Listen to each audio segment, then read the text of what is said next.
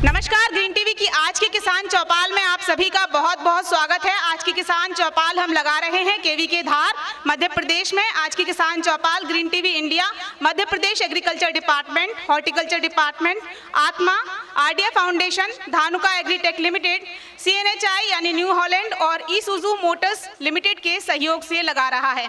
और आज की किसान चौपाल में हम आपको विस्तार से बताएंगे प्याज और लहसुन फसल प्रबंधन के बारे में, साथ ही आधुनिक कृषि तकनीकों पर भी विस्तार से चर्चा करेंगे। तमाम महत्वपूर्ण बातें होंगी आज की ग्रीन टीवी की इस किसान चौपाल में। प्रोग्राम की शुरुआत से पहले मैं आपको बता दूं कि ग्रीन टीवी एक ऐसा चैनल है जो बीते एक दशक से कृषि और ग्रामीण उत्थान की दिशा में काम कर रहा है। देश भर में ग्रीन टीवी इस तरीके की किसान चौपाल लगाता है और जो भी क्षेत्रीय वहाँ की फसलें होती हैं उसके संबंध में विस्तृत जानकारी, नई तकनीकों के बारे में विस्तार से आपको बताने की हम कोशिश करते हैं। तो उम्मीद करते हैं कि आज के किसान चौपाल में भी आप कुछ अच्छा महत्वपूर्ण सीख कर जाएंगे जो कृषि भविष्य में आपके काम आएगा। तो कार्यक्रम की शुरुआत में एक बार सबसे पहले हार्दिक स्वागत, हार्दिक अभिनंदन उन सभी किसानों का जो ग्रीन टीवी की किसान चौपाल में आज समय निकाल कर पहुंचे हैं। तो एक बार जोरदार तालियां आप अपने स्वागत सम्मान में बजा दें। और आइए अब स्वागत करते हैं हम अपने उन सभी मेहमानों का जो आज की इस किसान चौपाल में आपको तमाम महत्वपूर्ण विषयों से अवगत कराएंगे।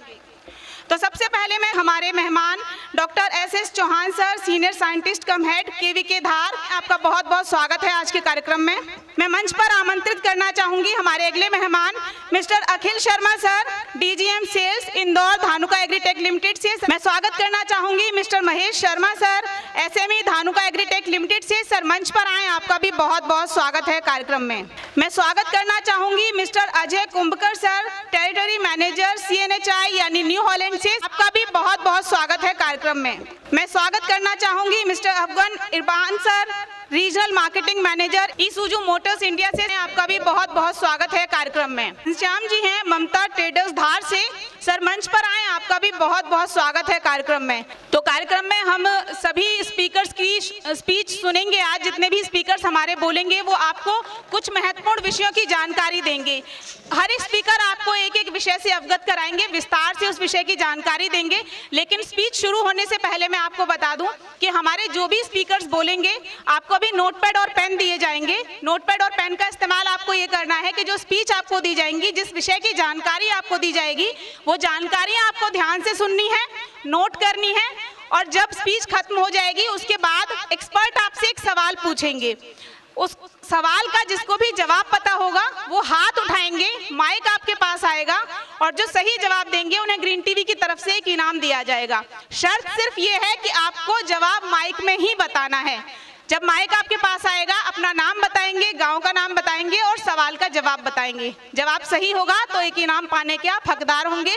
लेकिन शर्त सिर्फ ये है कि हाथ उठाएंगे, माइक आएगा तभी जवाब बोलना है। यदि आप पहले ही जवाब बोल देंगे तो आपका जवाब मान्य नहीं रहेगा।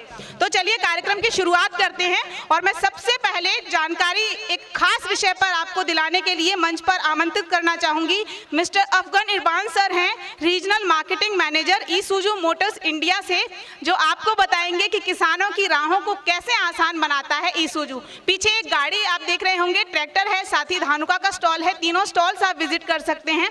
कुछ महत्वपूर्ण, कुछ अच्छी बातें आप सीख कर समझ कर आज जाएंगे। लेकिन ईसुजू कैसे किसानों की राहों को आसान करेगा उसके बारे में इरबान सर आपको बताएंगे। ईसुजू की तरफ से नमस्कार सारे किसान भाइयों को। धार हमारे लिए बहुत ही नया है क्योंकि अब तक ईसुजू का कोई भी डीलरशिप धार में आपको नज़र नहीं आया होगा। अभी हम इंदौर तक पहुंच पाए हैं। अभी हमारे जो शोरूम है, हम एक कार निर्माता हैं। जो हम कारें बनाते हैं वो विश्व स्तर की कारें बनाते हैं। अगर आप हमारी गाड़ियां देखेंगे तो उसमें सेफ्टी फीचर्स बहुत ज़्यादा इंक्लूडेड होते हैं और कन्वीनियंस फीचर्स बहुत ज़्यादा होते हैं। ईसुजू की अगर हम बात करें तो इंडिया में ये 2012 में आया है, लेकिन अगर हम वर्ल्ड वाइड इसकी बात करें तो लगभग ये 100 साल पुरानी कंपनी है। ईसुजू के बारे में अगर आपको थोड़ा सा भी ध्यान हो तो इसमें एम्बेसडर में कई बार इंजन्स आपने सुने होंगे, ये ईसुजू के होते हैं। फिर आप तवेरा की बात करेंगे तो तवेरा जो एक गाड़ी है, जो अभी मैं बाहर भी देख रहा था कि काफ़ी सारी तवेरा खड़ी हैं, ये इंडिया में जो आई है वो जनरल मोटर्स लेके आया है, लेकिन ये एक्चुअली गाड़ी ईसुजू की है। क्योंकि उस टाइम ईसुजू इंडिया में आई नहीं थी। तो तवेरा जो गाड़ी है वो ईसुजू ने बनाई है, ईसुजू की गाड़ी है। इंडिया में जनरल मोटर्स लेके आया था, बट अब हम इंडिया में मौजूद हैं। हम कुछ गाड़ियाँ लेके आते हैं जो मेनली अब कमर्शियल व्हीकल्स हैं हमारे पास। तो हमारे पास एक सिंगल केबिन पिकअप है, फिर डबल केबिन पिकअप है, उसके बाद एक एडवेंचर यूटिलिटी व्हीकल है जिसको हम वी क्रॉस बोलते हैं, फिर 7 सीटर एक व्हीकल है जिसको हम MUX बोलते हैं। तो हमारी गाड़ियाँ मजबूत गाड़ियाँ होती हैं जो केवल 2 कामों में काम आती है। एक तो कमर्शियल भी काम आ जाती है और दूसरा पर्सनल भी यूज़ हो जाती है। तो वो केवल माल ढोने के लिए काम नहीं आती। दोनों तरह के काम जो होते हैं उससे आप कर सकते हैं। आप उससे अपना ट्रैवल भी कर सकते हैं और आप उससे माल भी ढो सकते हैं। अभी हमने जो गाड़ी आपके लिए लगाई हुई है ये एस्कैप जेड है। एस्कैप जेड जो है इंडिया की पहली कमर्शियल व्हीकल है जिसमें 2 एयर बैग्स हैं। एयर बैग्स का मतलब हो गया सेफ्टी। तो जो भी गाड़ी चला रहा है उसके लिए सेफ़र व्हीकल इसुज़ू ने बनाने की कोशिश की है, इंडिया को देने की कोशिश की है। तो हमारे जितने भी प्रोडक्ट्स हैं वो अंतर्राष्ट्रीय स्टैंडर्ड के प्रोडक्ट्स हैं। जितनी भी हमारी R&D होती है, जितनी भी रिसर्च होती है वो जापान में रिसर्च होता है। तो अगर हम जापान की बात करें तो आप जितने भी जापानी जो प्रोडक्ट होते हैं वो हमेशा क्वालिटी वाले प्रोडक्ट होते हैं, ज़्यादा लंबा चलने वाले प्रोडक्ट होते हैं। तो हमारा जो प्रोडक्ट है वो हम पैसे ज़्यादा लेते हैं लेकिन जो क्वालिटी है वो बेमिसाल देते हैं। तो हमारे जितने भी प्रोडक्ट्स आप देख पाएंगे उसकी क्वालिटी अगर आप देखेंगे तो नॉर्मल मार्केट के प्रोडक्ट से बहुत ही ज़्यादा अच्छी क्वालिटी का प्रोडक्ट ये कंपनी बनाती है। इसुज़ू के बारे में हमारे में से कोई भाई जानता है कि नहीं जानता है? अभी तक कोई है जो जानता है? एक इसुज़ू नहीं सुना आप लोगों ने? जापान सुना है? जापान भी नहीं सुना? जापान सुना है। तो जापान की लगभग 100 साल पुरानी कंपनी है ये। और किसी भी कंपनी को 100 साल सर्वाइव करने के लिए आप ये समझिए कि कोई भी कंपनी जो 100 साल सर्वाइव करती है वो बहुत सारी चीज़ें अच्छी करती है तभी जाके सर्वाइव कर पाती है। तो ये कंपनी 1916 की कंपनी है जो अभी तक मौजूद है। अभी हम EV व्हीकल्स पे भी काम कर रहे हैं, बहुत सारी नई टेक्नोलॉजी पे भी काम कर रहे हैं। इंडिया में अभी हम केवल डीजल में उपलब्ध हैं, तो डीजल व्हीकल्स बनाते हैं। तो जिन भी भाइयों को टेस्ट ड्राइव भी लेना है, यहाँ गाड़ी खड़ी है, आप लोग टेस्ट ड्राइव ले सकते हैं, टच एंड फील करके देख सकते हैं। हम किस तरीके से इस कंपनी का नाम बोलते हैं, ये इसुज़ू है। ये लगभग 100 साल पुरानी कंपनी है। लगभग 25 से ज़्यादा कंट्रीज़ में ये प्रोडक्ट बनता है और लगभग 150 से ज़्यादा कंट्रीज़ में ये प्रोडक्ट बिकता है। तो जो भी इंडिया से बाहर, चाहे वो गल्फ़ कोई कंट्रीज़ जाता हो या थाईलैंड जाता हो या मलेशिया जाता हो या ऑस्ट्रेलिया जाता हो, तो ये प्रोडक्ट लगभग आपको 150 कंट्रीज़ में मिलेगा ये वाला प्रोडक्ट। अगर हम इस कंपनी की बात करें तो ये काफ़ी पुरानी कंपनी है। 1916 में ये कंपनी जापान में स्टार्ट हुई थी। ये कुछ प्रोडक्ट्स हैं जो हम ऑल ओवर दी वर्ल्ड बेचते हैं। ट्रक्स हैं, बसेस हैं, LCV है, डीजल इंजन हैं। इंडिया में हम केवल LCV में हैं, लाइट कमर्शियल व्हीकल में। ये हमारा लगभग ग्लोबल नेटवर्क है। ये जो हम बात कर रहे थे कि हम इसुज़ू में इंडिया में कब से हैं, तो इंडिया में अगर हम बात करेंगे तो हम हिंदुस्तान मोटर्स के साथ हमारा कोलैबोरेशन था। 1983 से हम इंडिया में हैं। ऑल्दो हम इसुज़ू की तरह दिखते नहीं हैं बट हम एम्बेसडर के साथ थे। ये जनरल मोटर्स जो गाड़ी बेचता था तवेरा, ये बाकी कंट्री में जो है पैंथर के नाम से बेची जाती थी, जो इसुज़ू की गाड़ी थी। अगर हम इंडिया में बात करें तो इंडिया में हमारा प्लांट जो स्टार्ट हुआ था वो 2012 में स्टार्ट किया था और हमने 2016 में इस प्लांट को इनॉग्रेट किया था। अभी यहाँ से हम काफ़ी कंट्रीज़ में एक्सपोर्ट करते हैं। तो मेक इन इंडिया का जो कॉन्सेप्ट है, हम काफ़ी गल्फ़ कंट्रीज़ में, नेपाल, भूटान, बांग्लादेश, इन सारी कंट्रीज़ में जो प्रोडक्ट जाता है वो इंडिया से बन के जाता है। ग्लोबल स्टैंडर्ड्स मैन्युफैक्चरिंग है। जो भी प्रोडक्ट हमारा बनता है वो ग्लोबल स्टैंडर्ड के हिसाब से बनता है। ये हमारा प्रोडक्ट रेंज है। अगर हम बात करें मेक इन इंडिया में, वी क्रॉस जो हम बात कर रहे हैं ये पर्सनल व्हीकल है जो ऑफ रोडिंग के लिए काफ़ी यूज़ होता है। उसके बाद हाईलैंडर है, फिर MUX है, 7 सीटर है, एस्कैप जेड है, D-Max है और D-Max लोडिंग व्हीकल है। SUV की अगर हम बात करें तो ये 7 सीटर व्हीकल है, प्रीमियम SUV है। वी क्रॉस की बात करें तो ये एडवेंचर यूटिलिटी व्हीकल है। जितने लोगों ने अपने ऑफ रोडर्स देखे होंगे जो पहाड़ों में जाते हैं, इधर उधर जाते हैं, ये वाली गाड़ी अभी काफ़ी यूज़ करते हैं। ये एस्कैप है, ये डबल केबिन पिकअप है जो कमर्शियल व्हीकल के लिए यूज़ होता है। कार लाइक इंटीरियर्स हैं इसमें। ये कुछ गाड़ियाँ हैं जो हमारे कस्टमर ने चलाई है। देखिए 5 लाख किलोमीटर चलाई हुई है गाड़ी। तो 5 लाख किलोमीटर काफ़ी कम गाड़ियाँ होती है जो 5 लाख या 10 लाख चलती हैं। ये फिर हमारे एक और कस्टमर है जिन्होंने लगभग 10 लाख किलोमीटर गाड़ी चलाई है। तो उन्होंने 9 साल में 10 लाख किलोमीटर गाड़ी चलाई है। तो हमारी गाड़ियाँ इतनी मजबूत और इतनी रिलायबल होती हैं कि 10 लाख किलोमीटर तक चल पाती हैं। ये फिर हमने एक लेटेस्ट वेरिएंट निकाला था जिसको हम एस-कैप Z बोलते हैं। इसमें हमने काफ़ी सेफ्टी के, लग्जरी के फीचर्स ऐड किए हैं। तो पहली बार एक ये 5 सीटर पिकअप है जिसमें कार जैसे जितने फीचर्स होने चाहिए वो सारे हमने ऐड किए हैं। और जो इसका सबसे बेहतरीन फीचर्स है वो है ड्यूअल एयर बैग्स, जो 2 एयर बैग्स हैं। फिर ये GST का है कि GST में भी जो बिजनेस ओनर्स होते हैं उनको रिबेट भी मिलता है। ये कुछ 30 फीचर्स हैं जो इसमें ऐड हुए हैं, जिसमें से मेन फीचर्स जो हैं वो LED DRLs हो गए, आपके फॉग लैम्प्स हो गए, ORVMs हो गए, साइड स्टेप हो गए, क्रोम हैंडल्स हो गए, रियर बम्पर हो गए। ये सबसे अहम फीचर्स है सेफ्टी का। Double air bags, generally India में कमर्शियल व्हीकल्स में एयर बैग्स या ट्रक्स में एयर बैग्स वगैरह नहीं होते, तो सेफ्टी का काफ़ी ध्यान रखते हुए हमने 2 एयर बैग्स इसमें ऐड किए हैं। आप अंदर से अगर गाड़ी देखेंगे तो गाड़ी बिल्कुल कार जैसी नज़र आएगी, बिल्कुल जैसे आप कार चलाते हैं वैसी गाड़ी है ये। कंफर्टेबल सीट्स हैं, रियर आर्मरेस्ट है। ये कुछ फीचर्स हैं जो इसमें एडेड है। नेविगेशन के लिए 7 टच स्क्रीन है, पार्क असिस्ट है, सेकंड रो में चार्जिंग है, कीलेस एंट्री है, स्पीड सेंसिंग डोर लॉक्स हैं। ये तो हमने कमर्शियल व्हीकल की बात की। अब ये जो है ये हम V-क्रॉस की बात करते हैं। तो V-क्रॉस में जो हमारी अब गाड़ी है देखेंगे अलग अलग जगह गई हुई है। अगर आपने स्पीति, लेह, लद्दाख, इन सब जगहों पे ये गाड़ियाँ जाती हैं और एक्सपेडिशंस जाते हैं। तो हमारी गाड़ी काफ़ी केपेबल गाड़ी है, 4x4 गाड़ी है। ये हम गाड़ियाँ इन टूर्स में या एडवेंचर में यूज़ होती हैं। ये इंडो तिब्बतन बॉर्डर पुलिस है, इन्होंने लगभग 25 गाड़ियाँ यूज़ कर रहे हैं ये हमारी। तो कोई भी जो पुलिस की गाड़ियाँ होती है या जो आर्मी की गाड़ियाँ होती हैं, इसमें टेस्टिंग लगभग 2 से 3 साल केवल गाड़ी की टेस्टिंग होती है। उसके बाद ये लोग गाड़ियाँ खरीदते हैं। तो टेस्टिंग का मतलब ये है कि ये मजबूत गाड़ियाँ होती हैं जो इनके काम में आती हैं। तो 2 साल की टेस्टिंग के बाद ये लोग हमारी गाड़ियाँ लेते हैं। ये फिर हरियाणा पुलिस में कुछ गाड़ियाँ दी हैं हमने।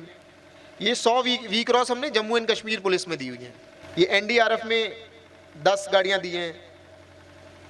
ये एक लॉजिस्टिक कंपनी है, उसको 50 गाड़ियाँ दी हैं। ये फिर हमारे सर्विस कैंप है, हम अलग अलग जाके लोगों को सुविधा देते हैं और सर्विस करते हैं। ये सबसे, आप जितनी भी प्राइम मिनिस्टर की रैलीज देखेंगे, प्राइम मिनिस्टर जो है अभी इसूजू की काफ़ी गाड़ियाँ यूज़ करते हैं। ये गुवाहाटी की गाड़ी है जिसमें प्राइम मिनिस्टर जो है इस गाड़ी को यूज़ करते हैं। तो कोई भी गाड़ी जो प्राइम मिनिस्टर के काफिले में यूज़ होती है उसको काफ़ी पहले टेस्ट किया जाता है। कम से कम ये 3 साल गाड़ी को टेस्ट किया गया है, तब जाके प्राइम मिनिस्टर के काफिले में ये गाड़ी जुड़ पाई है। ये कुछ CSR एक्टिविटीज़ है जो कंपनी करती है। ये सर्विस का है, ये सर्विस वैन्स है हमारी।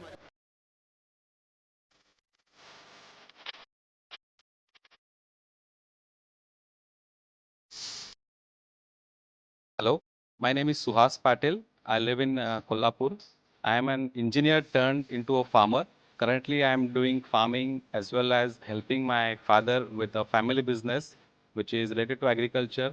He owns a fertilizers, chemical pesticides shop.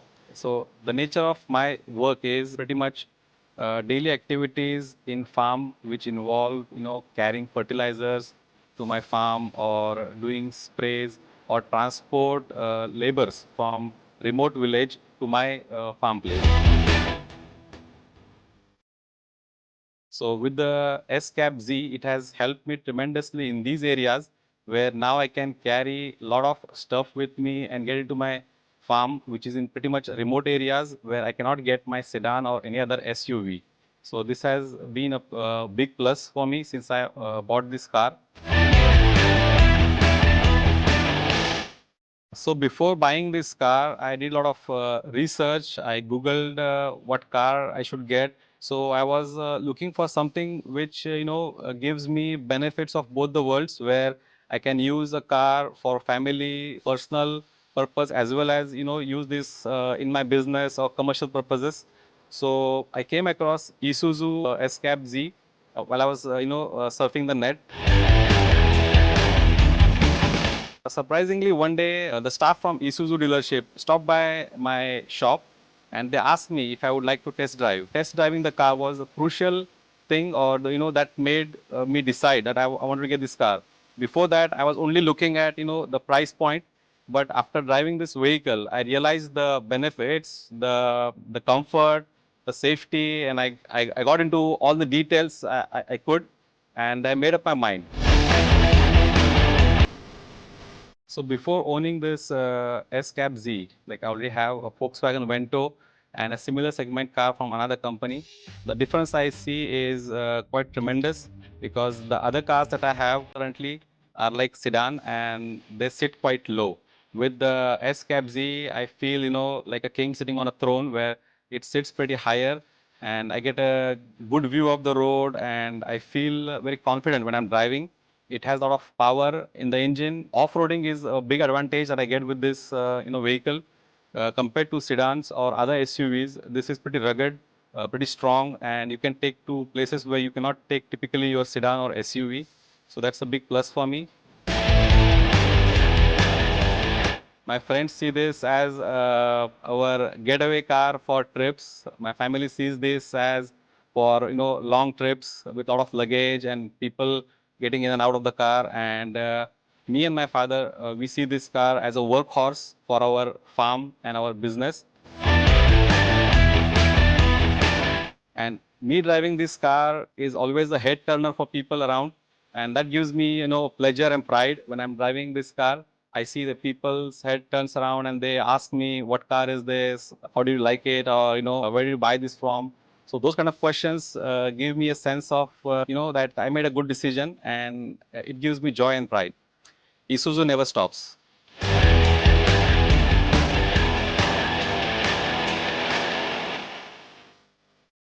Thank you. Sir आपसे एक सवाल पूछेंगे और सवाल का जवाब जिनको पता होगा वो हाथ सिर्फ उठाएंगे, माइक आपके पास आएगा और जो माइक में जवाब देंगे और जवाब सही होगा तो ही आपको इनाम दिया जाएगा। तो सर एक सवाल पूछिएगा प्लीज। ये कंपनी जैसा हमने बताया काफ़ी पुरानी थी, तो ये किस साल में जापान में ये कंपनी बनी थी? एन सिंह सोलंकी, धार से हूँ। जापान में कंपनी 1916 में शुरू हुई। जी सही जवाब। आ जाइए सर, स्टेज पे आ जाइए। तो लहसुन और प्याज की फसल में आपको किन किन और सावधानियों की ज़रूरत होती है जो आपकी फसल को सुरक्षित रखती है? तमाम महत्वपूर्ण बातों पर प्रकाश डालने के लिए, आपको इस विषय से अवगत कराने के लिए मैं मंच पर आमंत्रित करना चाहूँगी mister Akhil Sharma, DGM sales Dhanuka Agritech limited से। साथ ही महेश शर्मा जी हैं SME धानुका एग्रीटेक लिमिटेड से, जो एक एक करके अपनी बात कहेंगे। और मैं फिर आपको बता दूँ कि आप ये तमाम महत्वपूर्ण बातें नोट करते जाइएगा। सवाल लास्ट में सर एक पूछेंगे आपसे, तो नोटपैड और पेन का सही इस्तेमाल करेंगे। जवाब जिनको पता होगा हाथ उठाएंगे, माइक आएगा और जवाब जो सही देंगे उन्हें एक इनाम ग्रीन टीवी की तरफ से दिया जाएगा। तालियां बजा दीजिए एक बार। नमस्कार किसान भाइयों, मैं अखिल शर्मा धानुका एग्रीटेक लिमिटेड की तरफ से आप सभी का बहुत स्वागत करता हूं। साथ ही साथ मैं ग्रीन टीवी, हमारे के कृषि के केवी के धार, आत्मा हॉर्टिकल्चर डिपार्टमेंट के हमारे सारे जितने भी वैज्ञानिक बंधु या हमारे सम्मानीय लोग आए हुए हैं, उन सभी का भी स्वागत करता हूं। जैसा कि मुझे विषय दिया गया है कि कंपनी के बारे में और उसी के साथ साथ अभी के बदलते परिवेश के बारे में आपसे 2 मिनट चर्चा की जाए, तो कंपनी के बारे में बताने के लिए मैं उससे पहले आपको बताना चाहता हूं साथियों, धानुका एग्रीटेक लिमिटेड आज से लगभग 44 साल पहले इस कृषि व्यवसाय के लिए आप लोगों के बीच में आई है। और हमारी कंपनी का एकमात्र उद्देश्य है हमारे देश के किसानों की तरक्की और उनकी खुशहाली, उनकी उत्पादकता को बढ़ाया जाए। और निरंतर इस प्रयास को करते करते हमें ये बहुत ज़्यादा अनुभव है और साथ ही साथ खुशी है कि हम हमारे देश के लगभग 50 लाख किसानों के आसपास हम लोग पहुँचे हैं। उन लोगों को हम अपने धानुका के उत्पादों के द्वारा और धानुका के उत्तम उत्पादों के द्वारा हम उनको सुविधा या उनको अपनी सेवाएं प्रदान कर रहे हैं। यहाँ पर मैं कुछ बातें आपको पिक्चर के माध्यम से दिखाना चाहता हूँ कि धानुका है क्या और धानुका का आने वाला समय क्या विचार आपके संग रखता है। 1980 से हमने चालू किया है और आज हम लगभग भारतवर्ष के हर कोने में अपना नेटवर्क के साथ काम कर रहे हैं। और उसी के साथ साथ हम लोग स्टॉक एक्सचेंज की भी एक लिस्टेड कंपनी है। स्टॉक एक्सचेंज के बारे में मैंने अगर लाइन बोली है तो इसको संक्षेप में बताता हूँ। स्टॉक एक्सचेंज का मतलब होता है हमारे देश की जनता की गाड़ी कमाई, और उस गाड़ी कमाई का आदमी जब किसी को अपनी गाड़ी कमाई देता है तो उसके बदले में उससे एक अच्छा रिटर्न की भी बात करता है। तो किसान भाइयों, आपकी अपनी कंपनी धानुका लिमिटेड का जो शेयर्स है वो लगातार पिछले 2 सालों से बढ़ रहा है और आज भी 1300 से लेकर 1500 रुपये के बीच में लगातार चल रहा है। ये आपको विश्वास दिलाता है कि ये वो कंपनी है, या धानुका एग्रीटेक लिमिटेड आपकी ये कंपनी है जिसमें अगर आप लोग अपनी गाड़ी पूंजी का अगर पैसा शेयर्स के माध्यम से लगाते हैं, जो लोग भी इसमें डील करते हैं, मैं किसी को नहीं कह रहा हूँ करते हैं कि नहीं, जो लोगों ने भी धानुका के संग अपना पैसा अपनी गाड़ी पूंजी लगाई है उनको लगातार फ़ायदा हुआ है। ये है धानुका के प्रोडक्ट्स की ताकत। साथ ही साथ हम लोग हमेशा क्वालिटी, हेल्थ और आपकी सेफ्टी के ऊपर भी ध्यान रखते हैं। मतलब हम ऐसे पेस्टिसाइड या दवाइयाँ बनाते हैं जो कि आपको, हमारे जलवायु को, हमारे जीव जंतुओं को, हमारे जानवरों को किसी भी तरह से नुकसान ना पहुंचाएं। और हमारे पास अगर बात किया जाए तो साथियों रिसर्च भी है, हमारे पास फैक्ट्रीज भी हैं और हमारे पास वो सब संसाधन है जिनकी हम बात आगे करते हैं। जैसे कि हमारे पास लगभग हर तरह की बीमारियों को, हर तरह की फसलों के लिए प्रोडक्ट्स हैं जिसकी संख्या 100 से ज़्यादा है।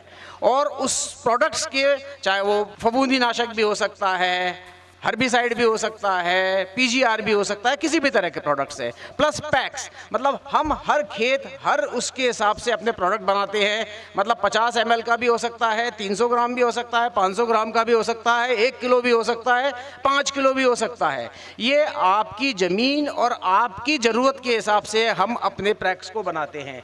हमारे पास पूरे भारतवर्ष के अंदर हर जगह अपना वेयर हाउस है जहाँ पर हम अपने उत्पादों को आपकी पहुंच के पास रखते हैं। करीबन 6,500 से ज़्यादा हमारे पास डीलर डिस्ट्रीब्यूटर्स हैं। आज मुझे बड़ी प्रशंसा भी हो रही है कि मेरे कुछ साथी मेरे साथ आज आए भी हुए हैं। ममता ट्रेडर्स धार, आपकी सबसे पुरानी दुकान जो कि मंडी के ठीक सामने ही है, वो भी, उनके भी मालिक अभी स्टेज पे हमारे संग आए भी थे, घनश्याम जी, वो भी हमारे साथ मौजूद हैं। साथ ही साथ यहाँ पर न्यू कैश काउंटर से संदीप जी भी हमारे साथ मौजूद हैं और हमारे धार के डिस्ट्रीब्यूटर्स माहेश्वरी जी भी आने वाले हैं। तो साथियों, और लगभग 80,000 से ज़्यादा ऐसे वितरक बंधु हैं जो कि धानुका का व्यवसाय करते हैं। 10 लाख से ज़्यादा यूज़र किसान हैं, इनकी संख्या काफ़ी बढ़ गई है क्योंकि ये पीपीटी बनाने के बाद संख्या में लगातार बढ़ोतरी हुई है। 3 लाख से ज़्यादा ऐसे किसान हैं जिनकी खेती की पूरी जिम्मेदारी धानुका लेती है। ये कुछ ऐसी एक्टिविटीज़ हैं जो कि हम लगातार आपके संग, आपके क्षेत्र में करते रहते हैं और ये एक्टिविटी ही हम और आपके बीच में एक संवाद स्थापित करती है और एक अपनापन स्थापित करती है। और साथ ही साथ साथियों, हमको जानकारी मिलती है कि क्या परिवर्तन है और क्या हमारे को अपने अंदर संभावना देखना है। साथ ही साथ किसान भाइयों, आप देखेंगे हमारे कुछ प्रोडक्ट्स हैं जिनके बारे में मेरे प्रोडक्ट एक्सपर्ट हैं, वो आगे जाके आपके संग चर्चाएं करेंगे। ये हम डिस्प्ले करते हैं। डिस्प्ले मतलब किसी भी चीज़ का दिखाना। जैसे यहाँ पर भी हमने अपना एक स्टॉल लगाया है। इस तरह के स्टॉल डीलर की दुकान के अंदर अपने प्रोडक्ट का डिस्प्ले, मार्केट प्लेस के अंदर अपना डिस्प्ले, हम लगातार आप लोगों के बीच में अपनी उपस्थिति और अपने नए नए उत्पादनों के बारे में आपको इन डिस्प्ले के द्वारा या इन एक्टिविटी के द्वारा बताते हैं। ये छाया चित्र बताता है कि हम भारत के हर कोने में अपने प्रोडक्ट और अपने उत्पादों के लिए आप किसान बंधुओं के बीच में मौजूद हैं। अगर धानुका के उत्पाद की बात करी जाए तो भारतवर्ष की हर फसल के हिसाब से हमारे पास प्रोडक्ट है। अगर आप गेहूं लगाते हैं, आप सोयाबीन लगाते हैं, आप अदरक लगाते हैं, आप मेथी लगाते हैं, आप भिंडी लगाते हैं, आप गोभी लगाते हैं, आप सोयाबीन लगाते हैं, गेहूं, चना, आप जो भी फसल आपको लगती है और अपनी फसल का उत्पादन या उसके रखरखाव की कोई भी जानकारी लेना चाहते हैं, साथ ही साथ मिट्टी के बारे में, बीज के बारे में एक भी जानकारी ऐसी जो कृषि विषय से जुड़ी हुई आप लेना चाहते हो, आप हमारे स्टॉल पे ले सकते हो, हमारे डीलर बंधुओं से ले सकते हो, हमारे नंबर के द्वारा भी आप ले सकते हो। साथियों, धानुका का प्रण है कि आपकी फसल और आपके उत्पादन का बेहतर से बेहतर आपको फायदा मिल सके। तो ये उत्पादनों के साथ साथ ये एक कुछ धानुका के प्रोडक्ट्स, टर्गा सुपर हमारे धार का सबसे प्रचलित प्रोडक्ट, केल्डान 4G हमारा कोनिका, हमारे बहुत सारे ऐसे प्रोडक्ट हैं, मोटार, एक माइकोर सुपर, ऐसे प्रोडक्ट्स जिन्होंने कि आप लोगों ने इस्तेमाल किए हैं, आपसे बहुत सारे किसान बंधुओं ने इस्तेमाल किए हैं और अपनी फसल को काफ़ी उपयोगी बनाया है। रिसर्च एंड डेवलपमेंट, रिसर्च मतलब हम लोग लगातार अपने ही क्षेत्रों में, ये पलवल एक दिल्ली के पास जगह है, वहाँ पर लाखों हेक्टेयर में बनी हुई हमारी एक जगह है जहाँ पर हम रिसर्च करते हैं और रिसर्च के बाद आपको अपने प्रोडक्ट पहुँचाते हैं।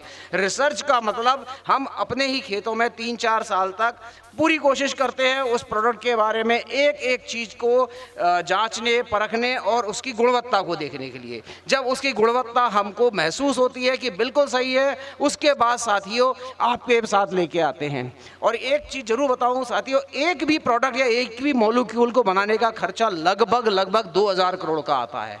एक प्रोडक्ट जो आपके पास आता है, जितने भी स्टॉल के अंदर रखे हुए प्रोडक्ट्स हैं, और इसके लिए हमको ज़रूरत पड़ती है हमारे साथियों की, और ये है हमारे वो साथी। आज दुनिया के अंदर, ग्लोबल के अंदर कहीं भी कोई भी चीज़ अवेलेबल है, ये विश्व के बड़े पार्टनर हैं, निसान, होको, नीसो, मित्सुबिशी, ओट्स, सुमिटोमो, साथ ही साथ और आगे बढ़ते हैं और बहुत सारे साथी हैं जिनके संग हमारे प्रोडक्ट्स या जिनके संग हमारे कोलैबोरेशन है। मतलब निसान के संग कोलैबोरेशन है। निसान जापान की बहुत बड़ी कंपनी है, अमेरिका की बहुत बड़ी कंपनियां, जर्मनी की बड़ी कंपनियां, यूएस की बड़ी कंपनियां, ये सारी कंपनियां हमसे जुड़ी हुई हैं और इनके संग मिलकर हम लोग नए ऐसे प्रोडक्ट्स लेके आते हैं जो कि वर्ल्ड क्लास होते हैं और वो प्रोडक्ट्स पूरे भारत नहीं पूरी दुनिया में इस्तेमाल होते हैं। तो धानुका आपको अभी आज और आने वाले वर्षों में या आने वाले समय में जितने भी प्रोडक्ट्स लेके आने वाली है वो ऐसे प्रोडक्ट्स होंगे जिनका उपयोग भारत नहीं दुनिया के हर एग्रीकल्चर का किसान करने वाला है। तो धानुका का ये आपसे वादा है। अभी हमारा ये प्रोडक्ट फोलियो के साथ साथ आप ये देख सकते हैं हमारे देश के अंदर एफएमसी का नाम आपने सुना होगा, सिंजेंटा का नाम सुना होगा, कोर्टिवा का नाम सुना होगा, बीएसएफ का नाम सुना होगा, ये सारे साथी भी धानुका के पार्टनर हैं। तो ये आप और मैं इस तरह से दूसरे से जुड़े हुए हैं। साथियों, आपको एग्रीकल्चर या खेती के बारे में कोई भी जानकारी चाहिए हो तो मैं और मेरी टीम और पूरी धानुका का परिवार आपके संग जुड़ा हुआ है। साथियों, एक बात और आप लोगों के बीच में रखता हूं अपनी बात को खत्म करने से पहले। हम एक मुहिम चलाते हैं या धानुका ने एक मुहिम चलाई हुई है। उस मुहिम का नाम है धानुका के हर किसान को उसके किए हुए कार्य के लिए धानुका के द्वारा अपनी तरफ से कृतज्ञता व्यक्त करना, और वो करने का एक छोटा सा वीडियो है। पहले उस वीडियो के माध्यम से मैं अपनी बात, अपने धानुका की बात आपके बीच में रखना चाहता हूँ। मेरा मुन्ना, पता है जब 9 महीने का था सिर्फ अपनी माई और बाबा को जानता था।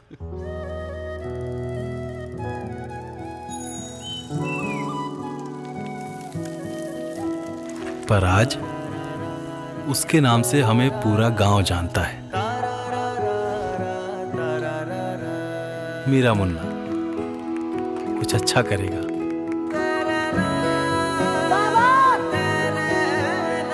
बाबा फर्स्ट। पर जानता हूं वो जो भी बनेगा वो सपना सिर्फ उसका ही होगा, और मेरा सपना मेरा मुन्ना। मेरा एक ड्रीम है कि मैं सबके ड्रीम को पूरा कर सकूं, वो बन सकूं जो अपने से पहले सबके लिए सोचता है, जो अपने हार्डवर्क से हर दिन हमारा पेट भरता है, मिट्टी की रक्षा से लेकर पूरे विश्व को खाने की सुरक्षा देता है। वो देश का अभिमान है, देश की शान है, और मैं वही शान बनना चाहता हूँ। हाँ, मैं किसान बनना चाहता हूँ।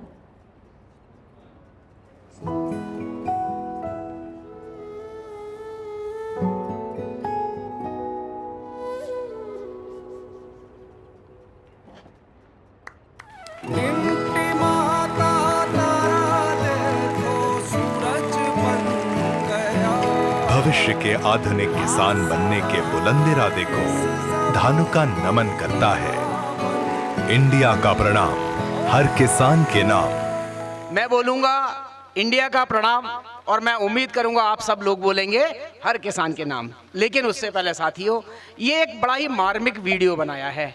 इसके अंदर हम लोगों ने कोशिश की है ये बताने की कि किसान भाइयों, हमारे देश का युवा अब अगर आपने देखा हो तो अब खेती या एग्रीकल्चर की तरफ आ रहा है, और ये वो निशानी है कि हमारा प्रगतिशील होना या हमारा भविष्य का उज्जवल होना इन्हीं बातों से निर्भर करता है। और ये बहुत ही महत्वपूर्ण बदलाव है, क्योंकि अब ड्रोन टेक्नोलॉजी आ गई है, फसल को उसकी जलवायु से देखने की आ गई है, आपके हर चीज़ के बारे में जानकारियाँ मौजूद हैं।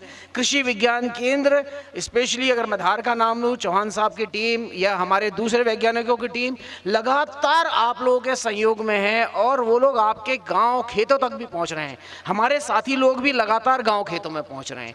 तो आने वाला भविष्य हमारा एग्रीकल्चर के लिए बहुत ही ज़्यादा उन्नतिशील है। इसी के साथ साथियों, जैसा मैंने बोला था, हम सब मिलके बोलेंगे। मैं बोलूँगा इंडिया का प्रणाम, और मैं उम्मीद करूँगा आप लोग एक जोरदार आवाज़ से बोले हर किसान के नाम। क्या? हर किसान के नाम। तो मैं बोलता हूँ इंडिया का प्रणाम। बहुत बहुत धन्यवाद साथियों मेरी बात सुनने के लिए। मैं यहाँ अपने साथी महेश शर्मा जी को बुलाना चाहूँगा कि वो आए और टेक्निकल बिंदुओं के ऊपर आपसे बात करें। धन्यवाद। तो बात हम लोग कर रहे थे धानुका के प्रयासों की। धानुका कंपनी, जैसा हमारे डीजीएम साहब ने आपको बताया, कि पिछले 44 वर्षों से भारतीय किसानों की सेवा में लगी हुई है, और कई सारे उत्पाद, हम नवीनतम कृषि तकनीक के उत्पाद आपके बीच में लाते रहते हैं। और अभी हम बात करेंगे, चूँकि मालवा क्षेत्र या कह लो कि धार, रतलाम, बडनावर, इस तरफ हम लोग हैं, तो यहाँ पर जो मुख्य रूप में आपकी जो फसल है लहसुन और प्याज की, उसके ऊपर हम लोग चर्चा करेंगे थोड़ी। और अभी आप किसानों से बातचीत करते हुए हमें जो एक आंकड़ा में मिला है कि लगभग फसल की स्टेज आपकी प्याज की रोपाई लगभग सभी की हो चुकी है, और जो आपसे बातचीत में मुझे समझ में आया है कि लगभग 35 दिन से 55 दिन 60 दिन की फसल आपकी है, लगभग यही है साथियों, है ना जी। तो इस वर्ष हम लोगों ने प्याज और लहसुन के लिए जो हम लोगों ने एक कैंपेन चलाया था, वो प्रगति का बल्ब के नाम से चलाया था, और हम लोग कुछ चर्चा करेंगे। जो स्टेज आपकी निकल गई है, एक दो उन चीज़ों पर भी हम लोग चर्चा करेंगे, और अभी जो वर्तमान में जो फसल की स्थिति है उस पर हम लोग किस तरीके से बेहतर निवारण या फसल सुरक्षा कर सकते हैं, उसकी भी बात हम आपसे करेंगे। तो सबसे पहले नर्सरी प्रबंधन की बात हम लोग करते हैं। हालांकि ये स्टेज अभी निकल चुकी है, लेकिन बात करना इसलिए ज़रूरी है क्योंकि हर साल हमें नर्सरी का प्रबंधन अच्छे तरीके से करना ही है। स्वस्थ नर्सरी होगी, यानी जब शुरुआत में स्वस्थ पौधा होगा तभी उसकी रोपाई करके हम अच्छी फसल ले सकते हैं। तो नर्सरी की अगर हम लोग बात करते हैं, तो नर्सरी में मुख्य तौर पर आप देखेंगे डैम्पिंग ऑफ हो गया, अर्ली ब्लाइट हो गया, या फिर कह लो कि ये मेजर डिसीजेज आते हैं। और इसमें मुख्य रूप से डैम्पिंग ऑफ की समस्या बहुत रहती है, क्योंकि जहाँ कहीं जल भराव ज़्यादा हो जाता है अपनी नर्सरी में, या फिर कह लो कि जल की उचित निकासी नहीं होती है, तो आप देखेंगे पौधे कई सारे, अगर हम लोग प्याज की फसल की बात करें तो इस वर्ष भी बीच में बरसात हो गई थी, जल भराव की समस्या ज़्यादा हो गई थी, तो कई किसानों को ये समस्या आई थी कि प्याज की नर्सरी जो है मरना स्टार्ट हो गई थी, या कह लो कि ऊपर से हम लोग जो बोलते हैं झुलसना स्टार्ट हो गई थी। ये रही थी आप लोगों के यहाँ पे समस्या साथियों। और ऐसे में कई बार अगर हम सही समय पर उसका उचित प्रबंधन ना करें तो हमें वापस से सोइंग की जरूरत पड़ती है, और पूरा बीज का खर्चा हमारा वापस से लगता है। इसीलिए ज़रूरी है कि हम लोग नर्सरी में ये इस तरीके से जो आप देख पाएंगे, किसी भी फसल की नर्सरी हो, हम यहाँ पे जनरल नर्सरी की बात कर रहे हैं, चाहे आप नर्सरी की बात करें चिल्ली की, टमाटो की, या फिर आप प्याज की नर्सरी की आप बात करें, उसमें जो इस तरीके की समस्या आती है उसमें हम आपको सुझाव देते हैं धानुका के उत्कृष्ट उत्पाद कोनिका का। कोनिका किसान साथियों कॉपर ऑक्सीक्लोराइड के साथ कासुगामाइसिन का उत्कृष्ट मिक्सचर है, रेडीमेड मिक्सचर है, जो आपकी फसल में नर्सरी में लगने वाले फफूंदी जनित और जीवाणु जनित रोगों की बेहतरीन रोकथाम करता है। और आप यहाँ पे इसका रिजल्ट देख पाएंगे। कई सारे प्याज के किसानों का जो अनुभव रहा है कि कोनिका के स्प्रे के तीसरे चौथे दिन से ऊपर से नोक सूखना जो है बिल्कुल रुक जाता है, और आपकी प्याज की नर्सरी जो है अच्छी स्वस्थ हरी भरी होकर के अच्छे तरीके से बढ़वार लेकर के आगे बढ़ती है। और कई किसानों की नर्सरी को कोनिका ने बचाया है उनकी वापस दोबारा सोइंग करने से, तो ये भी अनुभव कई किसानों के रहे हैं कोनिका के।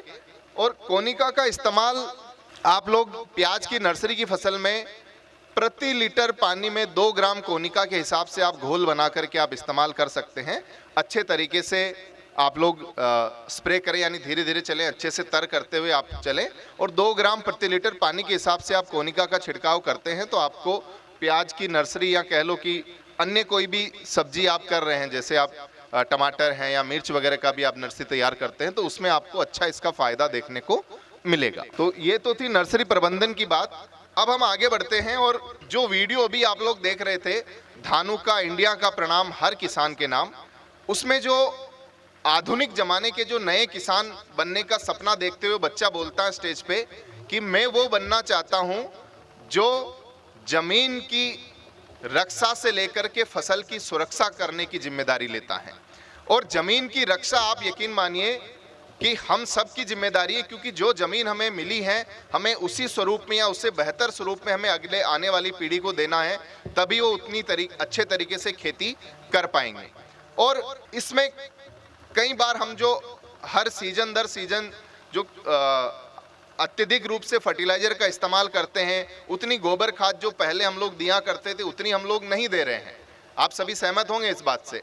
पहले अगर आप प्रति एकड़ जो है 1 ट्रॉली 2 ट्रॉली अगर गोबर की खाद आप डालते हैं तो इसमें अभी निश्चित रूप से कमी आई होगी। आई है कि नहीं दादा? ये कमी जायज है क्योंकि पशुधन कहीं ना कहीं हमारे साथ जो है वो कम हुआ है। और जरूरी है कि जो हम मिट्टी में जो सूक्ष्म या कह लो कि जो माइक्रो ऑर्गेनिज्म रहते थे या सूक्ष्म जीव जो रहते थे, उनका जो है धीरे धीरे जो है वो घट रहा है आंकड़ा, और इस वजह से मिट्टी में हल्का हार्डनेस कह लो या वो भी हमें देखने को मिल रहा है। तो जरूरी है कि हम मिट्टी में उन सूक्ष्म जीवों की संख्या बराबर बनाए रखें, मिट्टी में भुरभुरापन हम बनाए रखें। और साथ ही जो भी हम लोग खाद डाल रहे हैं, डीएपी या कह लो कि कुछ खादें होती हैं जो पौधा नमी के माध्यम से अवशोषित कर लेता है, और कुछ खादें ऐसी होती हैं जो इमोबाइल होती हैं, यानी सॉइल में इमोबाइल होती है। जहाँ तक पौधे की जड़ पहुँचती हैं वहीं तक जो है पौधा उस खाद को ग्रहण कर पाता है। इनमें से फॉस्फोरिक खादें एक हैं जो जहाँ जमीन में पड़ी रहती हैं वहाँ तक अगर पौधे की जड़ पहुँचेगी, जैसे डीएपी जैसा खाद हो गया, तो ही पौधा ग्रहण कर पाएगा, नहीं तो वहीं पर ही जो है पड़ी रहेगी। इसलिए जरूरी है कि ऐसी खादों के उचित अवशोषण के लिए हम आपको सलाह देते हैं धानुका के एक जैविक उत्पाद का जिसका नाम है माइकोर सुपर। साथियों, ये जो माइकोर सुपर जो सामने आपको दिख रहा है, हमने बताया है माइकोर सुपर 2 कदम आगे। अब ये 2 कदम आगे क्यों है, उससे पहले हम ये समझे कि माइकोर सुपर है क्या चीज। माइकोर सुपर किसान साथियों एक बायो फर्टिलाइजर है, माइक्रोराइजा बेस्ड बायो फर्टिलाइजर है। और ये जो माइक्रोराइजा होता है ये एक तरीके की जीवित फफूंदी होती है जो जड़ के साथ, पौधे की जड़ के साथ सहजीवी प्रक्रिया करती है, यानी उसकी जड़ में ये चिपक करके उसकी जड़ वृद्धि में मदद करती है और बदले में पौधे से अपना भोजन लेती है। तो पौधे को कैसे ये मदद करती है, जो भी आपका फॉस्फोरस खाद जो जमीन में पड़ा रहता है, नाइट्रोजन खाद जमीन में पड़ा रहता है, उसके अवशोषण में ये मदद करती हैं और जड़ की ग्रोथ होती है तो पौधा बेहतर तरीके से खाद को ग्रहण कर पाता है। तो ऐसे माइक्रोराइजा बेस्ड बायो फर्टिलाइजर डालना अब आपको जरूरी है क्योंकि आप पहले जितना गोबर का खाद इस्तेमाल नहीं कर रहे हो। और ये 2 तरीके का होता है, एक्टो और एंडो माइक्रोराइजा। माइकोर सुपर उत्पाद में 100% एंडो माइक्रोराइजा है, यानी जड़ के भीतर घुस करके ये अपनी सहजीवी क्रिया करता है जिससे आपको इस उत्पाद के रिजल्ट जल्दी देखने को मिलते हैं। और दूसरी जो खास बात माइकोर सुपर को खास बनाती है वो बनाती है इसकी एफएफटी टेक्नोलॉजी। आप देख पा रहे हैं स्क्रीन में बड़े अक्षरों में लिखा है एफएफटी टेक्नोलॉजी। इसका मतलब होता है साथियों फिल्म फॉर्मिंग टेक्नोलॉजी। चूंकि मैंने आपको अपने संबोधन में बताया कि माइक्रोराइजा बेस ये जीवित फफूंदी रहती हैं, उसके लंबे समय के भंडारण को सुनिश्चित करने के लिए उसके ऊपर में जो है उसके खाने का लेपन किया जाता है ताकि वो लंबे समय तक भंडारण उसका सुरक्षित हो और वही जो है आप तक उतनी मात्रा में जितनी मात्रा में जीवित फफूंद कंपनी डाल करके दे रही वो आपके खेतों तक भी पहुंचे। इसलिए इस नई तकनीक के साथ में माइकोर सुपर अपने आप में 2 कदम आगे वाला उत्पाद बनता है। अब आगे हम समझते हैं। तो मैंने इस बारे में बात आपसे कर ली है, 100% एंडो माइक्रोराइजा उत्पाद है, साथ ही हाई स्पोर लोड है, यानी इसमें 360 जीवित बीजाणु प्रति ग्राम आपको मिलते हैं। एफएफडी टेक्नोलॉजी पर भी हमने बात करी है। तो इन सब चीजों से क्या फायदा आपको रहेगा, भंडारण इसका अच्छा रहेगा, लंबी सेल्फ लाइफ इसकी रहेगी, अच्छी जड़ में कॉलोनी आपकी अच्छी बनेगी, यानी आपको जड़ ग्रोथ सर्वोत्तम मिलेगी। साथ ही जो माइक्रोराइजा बेस्ड जो बायो फर्टिलाइजर होते हैं जैसे माइकोर सुपर है, ये आपके पौधे को स्ट्रेस टॉलरेंस में मदद करते हैं। कई बार ज़्यादा बरसात हुई, कई बार इस वर्ष आपने देखा था सोयाबीन की फसल में बुआई के बाद में जो है कई 15 दिन का गैप रह गया था बरसात में। तो ऐसी परिस्थिति में जो है कम या अधिक नमी में जो है पौधे को खड़े रहने में मजबूती प्रदान करते हैं माइक्रोराजा बेस्ड बायो फर्टिलाइजर, जिससे कि पौधे की ग्रोथ नहीं रुकती, वो अच्छे तरीके से ग्रोथ करता रहता है। तो माइकोर सुपर का इस्तेमाल आप किसी भी फसल में आप कर सकते हैं, चाहे वेजिटेबल हुई या कोई सीरियल क्रॉप है, और इसका प्रमाण जो है 4 किलोग्राम प्रति एकड़ की दर से हम इसका सुझाव देते हैं।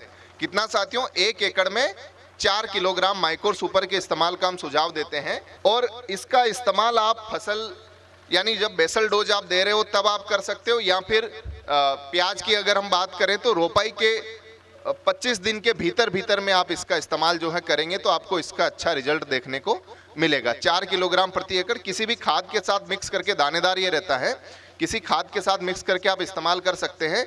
एक ध्यान आपको विशेष रखना है, चूंकि माइकोर सुपर मैंने बताया जीवित फफूंदी वाला खाद है, इसलिए इसे किसी फफूंदी नाशक के साथ मिला करके इस्तेमाल नहीं करना है।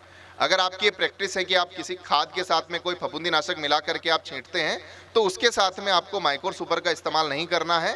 पहले आप फफूंदी नाशक का इस्तेमाल कर लें, उसके 4-6 रोज बाद जो है माइकोर सुपर का आप इस्तेमाल करें तो आपको उचित परिणाम देखने को मिलेंगे। तो माइकोर सुपर जड़ नमी इस्तेमाल के समय नमी रहे, ये अपने को ध्यान रखना है, और जड़ के पास में इसका जो है दानों का प्लेसमेंट रहेगा तो आपको जल्दी रिजल्ट देखने को मिलेगा। तो ये माइकोर सुपर के बारे में जानकारी थी। इसके रिजल्ट्स आप देखेंगे कि बहुत बेहतरीन जो है आप देख पाएंगे। मिर्ची का पौधा है जो उस तरफ में आप देख रहे हैं, एक ही दिन में ट्रांसप्लांटिंग के 15 दिन बाद हमने जो है इसमें माइकोर सुपर का इस्तेमाल करवाया था, और 12-13 दिन पर जब हमने रिजल्ट देखे तो आप देखेंगे जड़ का बहुत ही सर्वोत्तम विकास जो है माइकोर सुपर वाली मिर्ची की फसल में आपको देखने को मिल रहा है। 4 किलोग्राम प्रति एकड़ की दर से आपको इसका इस्तेमाल करना है। ये आप देखेंगे यहाँ पर जो है प्याज में भी आपको इसका अच्छा रिजल्ट आपको देखने को मिल रहा है। और एक उत्कृष्ट उत्पाद जिसकी बात हमने आपको नर्सरी मैनेजमेंट में करी थी, उसी की चर्चा हम आपसे करेंगे, जो प्याज की फसल में मुख्य तौर पर कुछ फफूंदी जनित जो बीमारियां आती हैं उनके बारे में। वो है आपका कोनिका। कोनिका किसान साथियों, जैसा मैंने आपको बताया, फफूंदी नाशक और बैक्टीरिया नाशक का एक यूनिक कॉम्बिनेशन है, और ये जापानीज कंपनी से वर्ल्ड क्लास फंगिसाइड है और अच्छा रेजिस्टेंस मैनेजमेंट है। यानी इसमें कॉपर ऑक्सीक्लोराइड होने की वजह से आप इसके 2 स्प्रे भी लेते हैं लगातार, तब भी आपको कोई समस्या इसमें नहीं रहती है। तो कोनिका आपका ओनियन में जो ऊपर से नोक सूखने की समस्या है उस पर अच्छे तरीके से काम करता है, यानी रोपाई के बाद में जो समस्याएं आती हैं खेत में। साथ ही पर्पल ब्लोच वाली समस्या पर भी कोनिका आपको उत्कृष्ट रिजल्ट आपको देगा। आपको इसके 2 स्प्रे की सुझाव हम लोग देते हैं।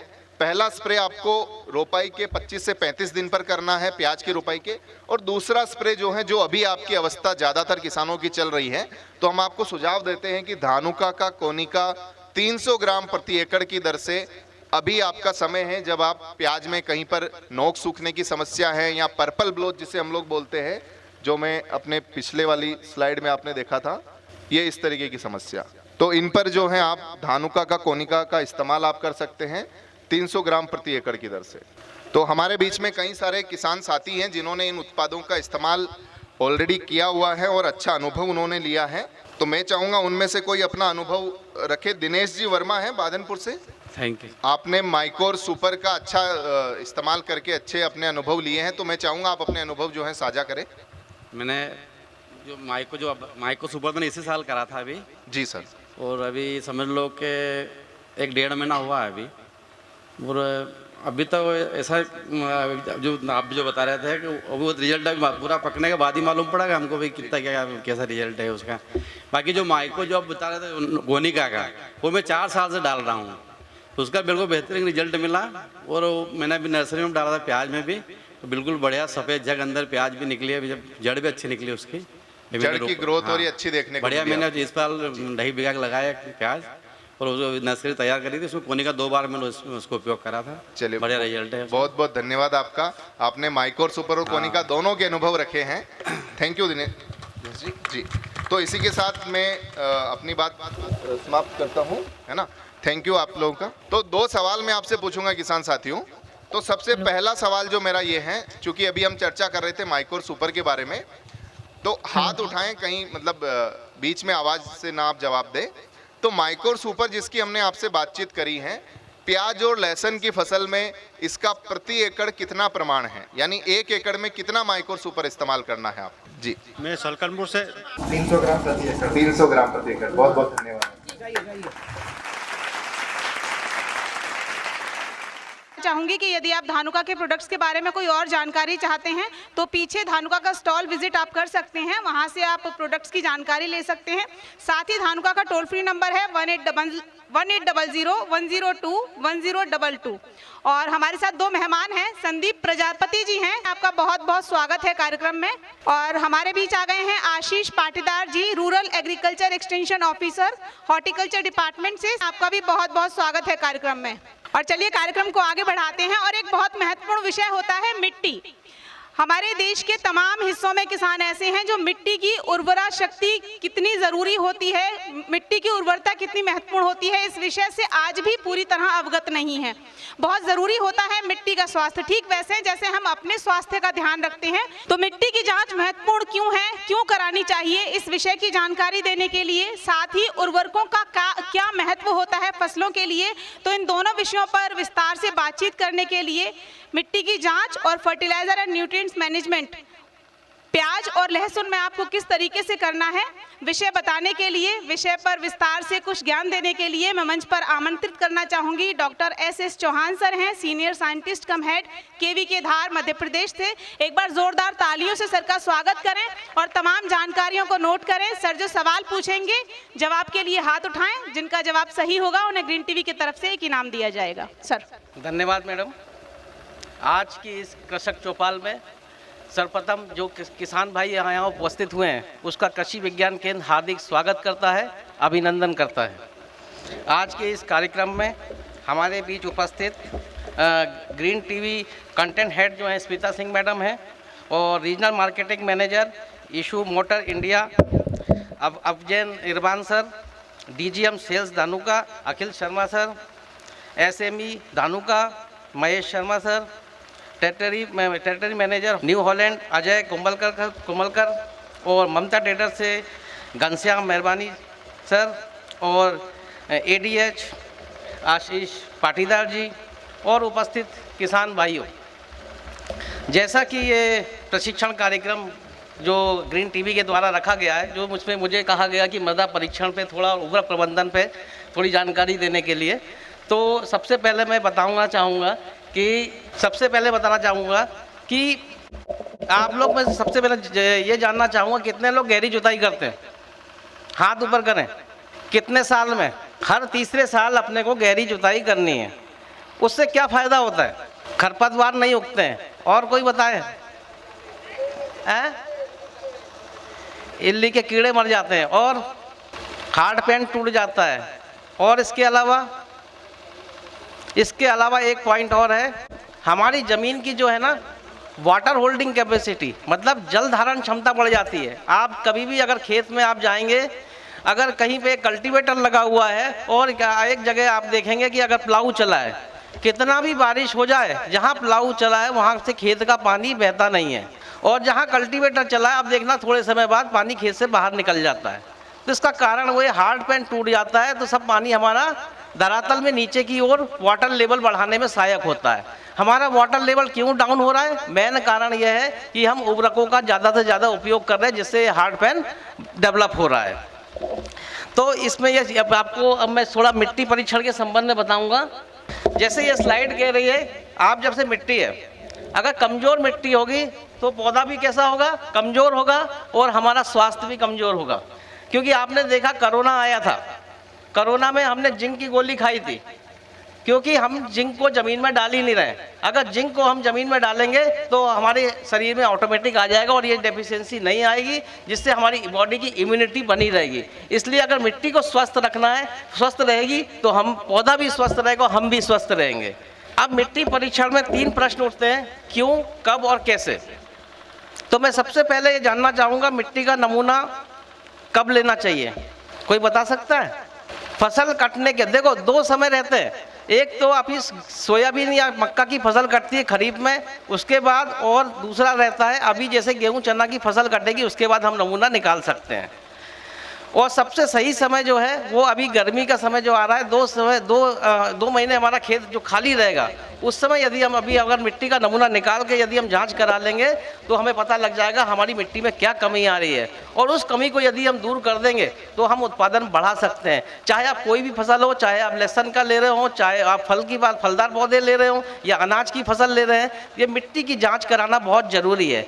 तो सबसे पहले हाथ ऊपर करें कि कितने लोगों ने मिट्टी की जांच कराई है। बहुत कम लोगों ने मिट्टी की जांच कम कराई है, इसलिए अपने को मिट्टी की जांच कराना बहुत ज़रूरी है, क्योंकि सॉइल अगर हेल्दी होगी तो हम भी हेल्दी होंगे। नेक्स्ट, जैसे मिट्टी परीक्षण क्या है? खेत की मिट्टी में पौधों को समुचित वृद्धि और विकास के लिए आवश्यक पोषक तत्वों की उपलब्ध मात्रा व रासायनिक परीक्षणों द्वारा आकलन करने के साथ ही विभिन्न मिट्टी विकारों की, जैसे अपन उसमें लवणीयता, क्षारीयता और अम्लीयता की जांच भी अपन कर सकते हैं। नेक्स्ट, मिट्टी में पोषक तत्व प्रदान करने की क्षमता अपन को क्यों करना चाहिए, ताकि क्या कितना पोषक तत्व उसमें है, और इसके आधार पर आप जब मिट्टी का जो कार्ड मिलेगा उस कार्ड में आपको अनुशंसा लिखी रहती है कि कौन सी फसल में आपको कितनी कितनी खाद की मात्रा देनी है। ऐसी भूमि जहाँ पर उर्वरकों की आवश्यकता नहीं है वहाँ हमको उर्वरक नहीं देना चाहिए, लेकिन किसान भाई हम उर्वरक डाले जा रहे हैं, ज़्यादा से ज़्यादा डाल रहे हैं, ताकि पड़ोस ने मान लो यूरिया 2 बैग डाला, अपन 3 बैग डाल रहे हैं, तो वो अपने को यूरिया की भी कटौती करनी है। नेक्स्ट, फिर मिट्टी परीक्षण के 4 चरण हैं।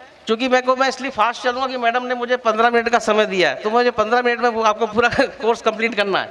तो मिट्टी को सबसे पहले कलेक्शन करना है, उसको तैयार करना, मतलब कुटाई करके, ये प्रयोगशाला में जब सैंपल आता है तो सबसे पहले मिट्टी को एकत्र करके हम क्या करते हैं, उसकी कुटाई करके बिल्कुल छान लेते हैं, और छानने के बाद फिर उसकी अपन उसको एक प्लास्टिक के जार में रख के और उसमें क्या बोलते हैं प्लास्टिक की पन्नी में डाल देते हैं, और इस पर एक पर्ची डालेंगे। वो पर्ची के बारे में बाद में चर्चा करूँगा। तो मिट्टी में नमूने आपको कौन कौन से क्या क्या जरूरत पड़ेगी? एक तो आपको खुरपी और एक फावड़ा सभी किसान भाइयों के पास रहता है। जैसे ही आपकी गेहूं चना की फसल कटती है, आपको क्या करना है, फावड़े से ऊपर की मिट्टी को अलग करना है, जो भी कंकड़ पत्थर आपके गिर गए हैं, और उसको आप अलग कर देंगे। और अलग करने के बाद फिर आपको क्या करना है, फावड़े को तिरछा पकड़ना है। तिरछा पकड़ के आपको इस प्रकार अंग्रेजी का वी अक्षर बनाना है। इसकी गहराई कितनी होगी? करीब 15 सेंटीमीटर, 9 इंच गहरा गड्ढा करना है, और जो भी मिट्टी अंदर गिर गई है उसको आपको निकाल के अलग करना है। अब उसके बाद क्या करेंगे, अब हमें खुरपी की ज़रूरत पड़ेगी। खुरपी से साइड से खुरसते हुए मिट्टी को वापस गड्ढे में गिराएंगे, और जो मिट्टी गिर गई है उसको इकट्ठा करके अपन तगाड़ी में रख लेंगे। अब प्रश्न उठता है कि ऐसे गड्ढे कितने करने पड़ेंगे? जैसे अंग्रेजी का वी अक्षर आपको दिख रहा है। अब जैसे आपने गड्ढे, जो मिट्टी आपने जैसे मान लो आपका 1 बीघा खेत है, तो 1 बीघे खेत में आपको कम से कम 4 से 5 ऐसे गड्ढे करने हैं। 1 बीघे में कितने? 4 से 5। यदि 1 एकड़ जमीन है तो वहाँ 8 से 10 गड्ढे करने पड़ेंगे। यदि हमारा खेत और बड़ा है तो वहाँ हमको 20 से 25 गड्ढे करने पड़ेंगे। तो ये गड्ढे को, नमूना को आप इकट्ठा करके इसको 4 भाग करेंगे। 4 भाग में आपको क्या करना, कोने के जो क्रॉस के 2 रहेंगे उनको हम फेंक देंगे, और जो क्रॉस के बचे उनको अपन मिला लेंगे। मिलाने के बाद फिर क्या करेंगे, फिर 4 भाग करेंगे, फिर 2 भाग फेंक देंगे। ये क्रिया हम तब तक करेंगे जब तक हमारी मिट्टी का नमूना आधा किलो का न बचे। नमूना निकालने के लिए आपको जैसे खेत की चौड़ाई दे रखी है, खेत के अपने कोने से नमूना नहीं निकालना है। अपने को जैसे दिख रहा है कि खेत के अपने को बीच में, जैसे आपने कपास का मच्छर देखा होगा, वो जिगजैग करके उड़ता है, उसी प्रकार ये नमूना अपने को जिगजैग तरीके से निकालना है।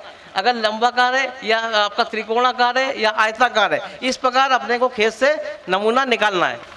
अगर मान लो बाग के फसल, मान लो आपके फलदार पौधे हैं, तो फलदार पौधे के लिए आपको 2 मीटर गहराई से नमूना निकालना पड़ेगा। उसके लिए आपको एगार की ज़रूरत पड़ेगी, और एगार को आपको ज़मीन में गाड़ के उसमें 15-15 सेंटीमीटर के वो निशान लगे रहते हैं, उतनी गहराई से आपको ठोक के मिट्टी का नमूना निकालना है, और उनकी फिर जाँच करके उसके आधार पर अपने को पोषक तत्व प्रबंधन करना है। अब क्या क्या सावधानी रखना चाहिए इसमें, कि खाद के गड्ढे, मेड़, वृक्ष के नीचे से नमूना नहीं लेना चाहिए। जहाँ पे अपन ने जैसे मान लो अधिक पोषक तत्व शोषण करने वाली फसलों वाले नमूने, जहाँ केवल अनाज की फसल ली गई है या डंठल, ठूठ वगैरह खेत में ही छोड़ दिए गए, ऐसी जगह से भी अपने को नमूने अलग अलग लेना चाहिए। ऐसे क्षेत्र जहाँ पर अधिकतर पानी भरा रहता है वहाँ पे भी अपने को नमूना नहीं लेना है।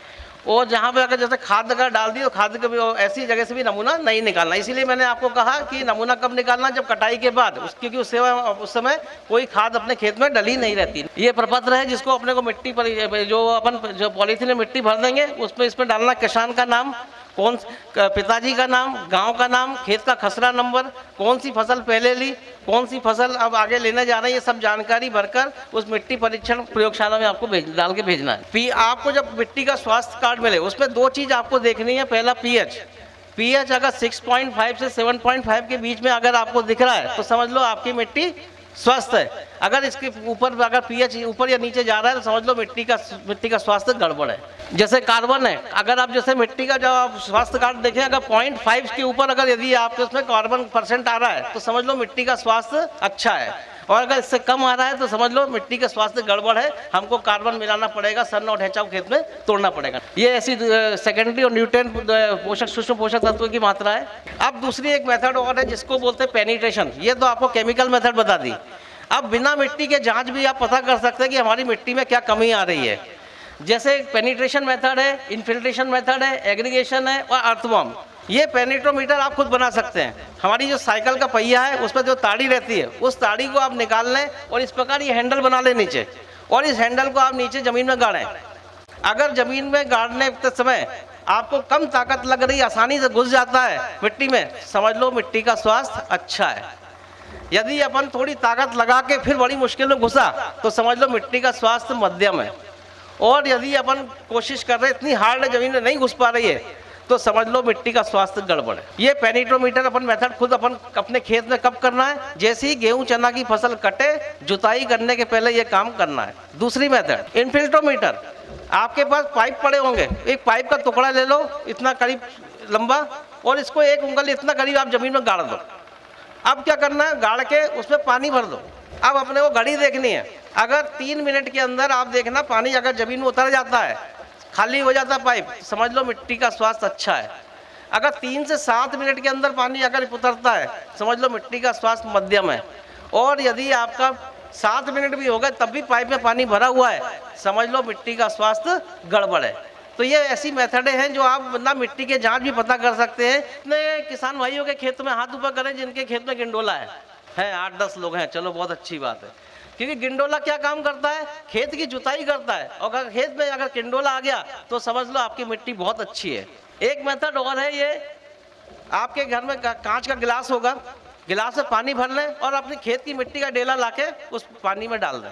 अगर वो डालते से ही बिखर जाए, जैसे आपको स्लाइड में दिख रहा उधर बिखर जाए, समझ लो मिट्टी का स्वास्थ्य गड़बड़ है। जितनी देर तक डेला अगर जमीन में उसमें पानी में बना रहेगा समझ लो मिट्टी का स्वास्थ्य उतना ही बढ़िया है। अब दूसरा टॉपिक है पोषक तत्व प्रबंधन। इसको कैसे करना है। टोटल पहले 16 आवश्यक पोषक तत्व थे, अब टोटल 17 आवश्यक तत्व पौधे की वृद्धि के लिए है, जिसमें निकल जो अभी एक शामिल हुआ है 5 साल पहले, तो ये भी बहुत जरूरी है। जैसे आपका जो मुख्य पोषक तत्व है जैसे कार्बन है, hydrogen, oxygen, nitrogen, phosphorus, potassium, गंधक, ये सेकेंडरी में आ जाता है गंधक, कैल्शियम और मैग्नीशियम।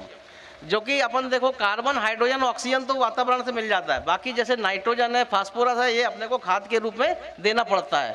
इसके साथ साथ सूक्ष्म पोषक तत्व भी हैं, जैसे जस्ता है, तांबा है, लोहा है, मैग्नीज है, बोरान है, मोलिब्डेनम है, क्लोरीन है, निकल है।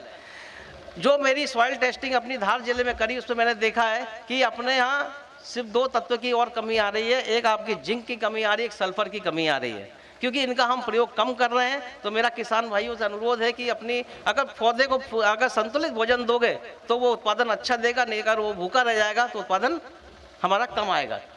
ये जैसे नाइट्रोजन है किस फॉर्म में लेता है, अमोनियम फॉर्म में लेता है और नाइट्रेट फॉर्म में लेता है।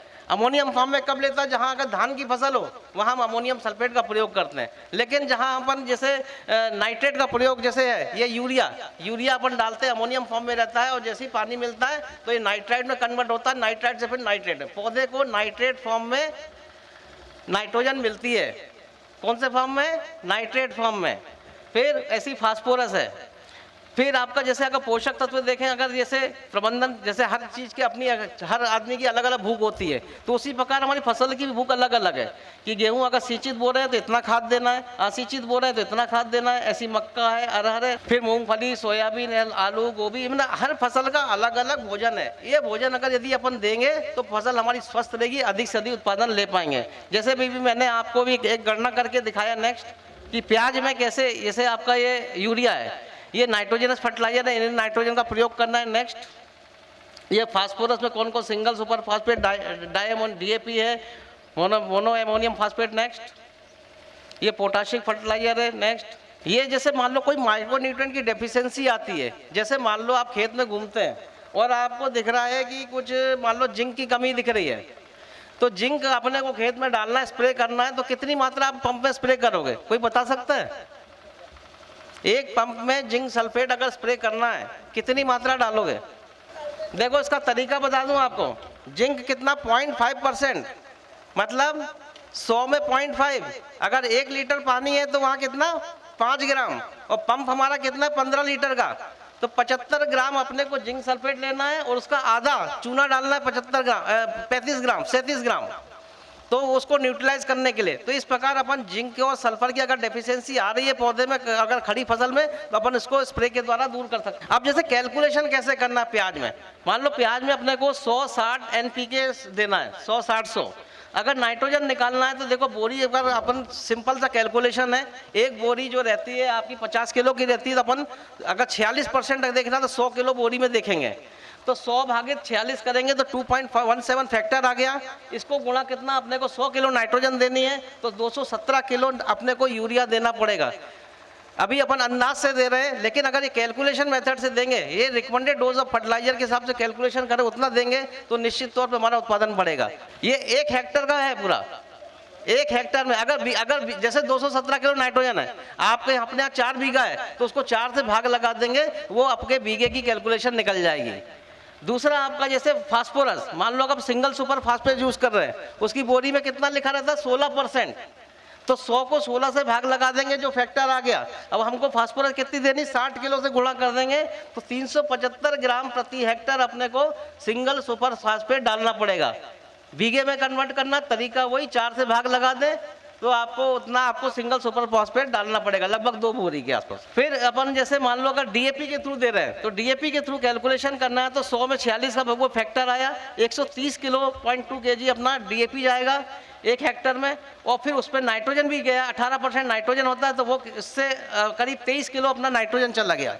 तो अपने को 100 किलो नाइट्रोजन देनी थी, उस पर से घटा देंगे तो टोटल 76 किलो जो नाइट्रोजन बच रही है, उसको यूरिया से फिर 2.517 से गुणा करके अपन उतना यूरिया अपन दे सकते हैं। ऐसे ही पोटाश का है, म्यूरेट ऑफ पोटाश 60% होता है एक 2 बोरी में, तो इसमें अपन 1.67 फैक्टर आएगा, इसको गुणा करेंगे तो अपने 100 किलो देना है तो 167 किलो आपको पोटाश देना पड़ेगा। कितने किसान भाई पोटाश डालते हैं?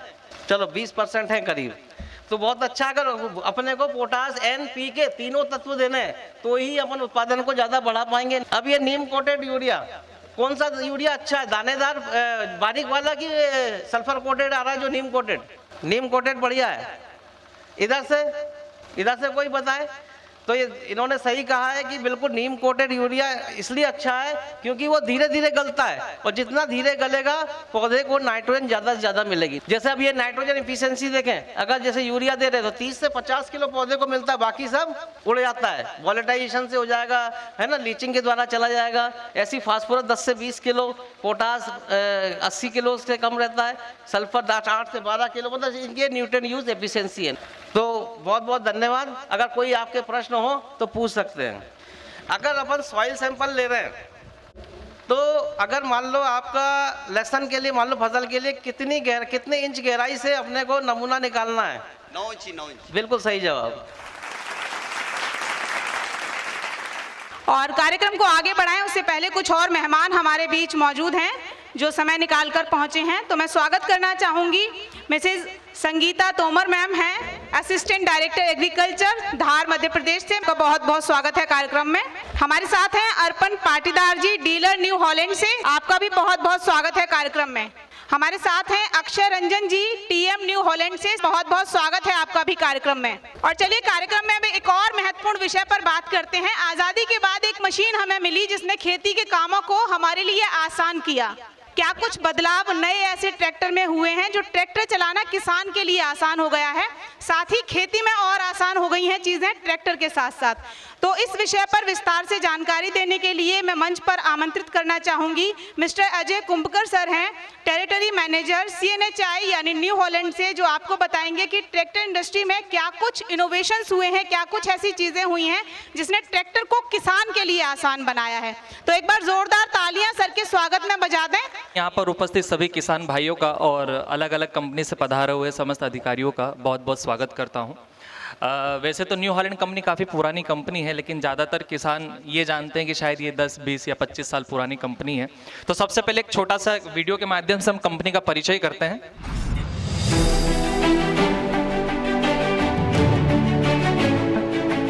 न्यू हॉलैंड, हर किसान की असली ताकत, दे किसान को ऊंची उड़ान। New Holland, global company CNH की बुलंद पहचान। CNH विश्व भर में अपनी 42 मैन्युफैक्चरिंग फैसिलिटीज के साथ 170 देशों में लिख रहा है विकास का नया इतिहास, जिसकी सालाना आय है 2 लाख करोड़ रुपए। CNH को मजबूती देते हैं इसके 3 पिलर्स: एग्रीकल्चर, कंस्ट्रक्शन और फाइनेंशियल सर्विसेज। CNH ग्लोबल के ही नक्शे कदम पर चल रहा है CNH इंडिया, और इसकी बुनियाद में भी हैं वही 3 मजबूत पिलर्स।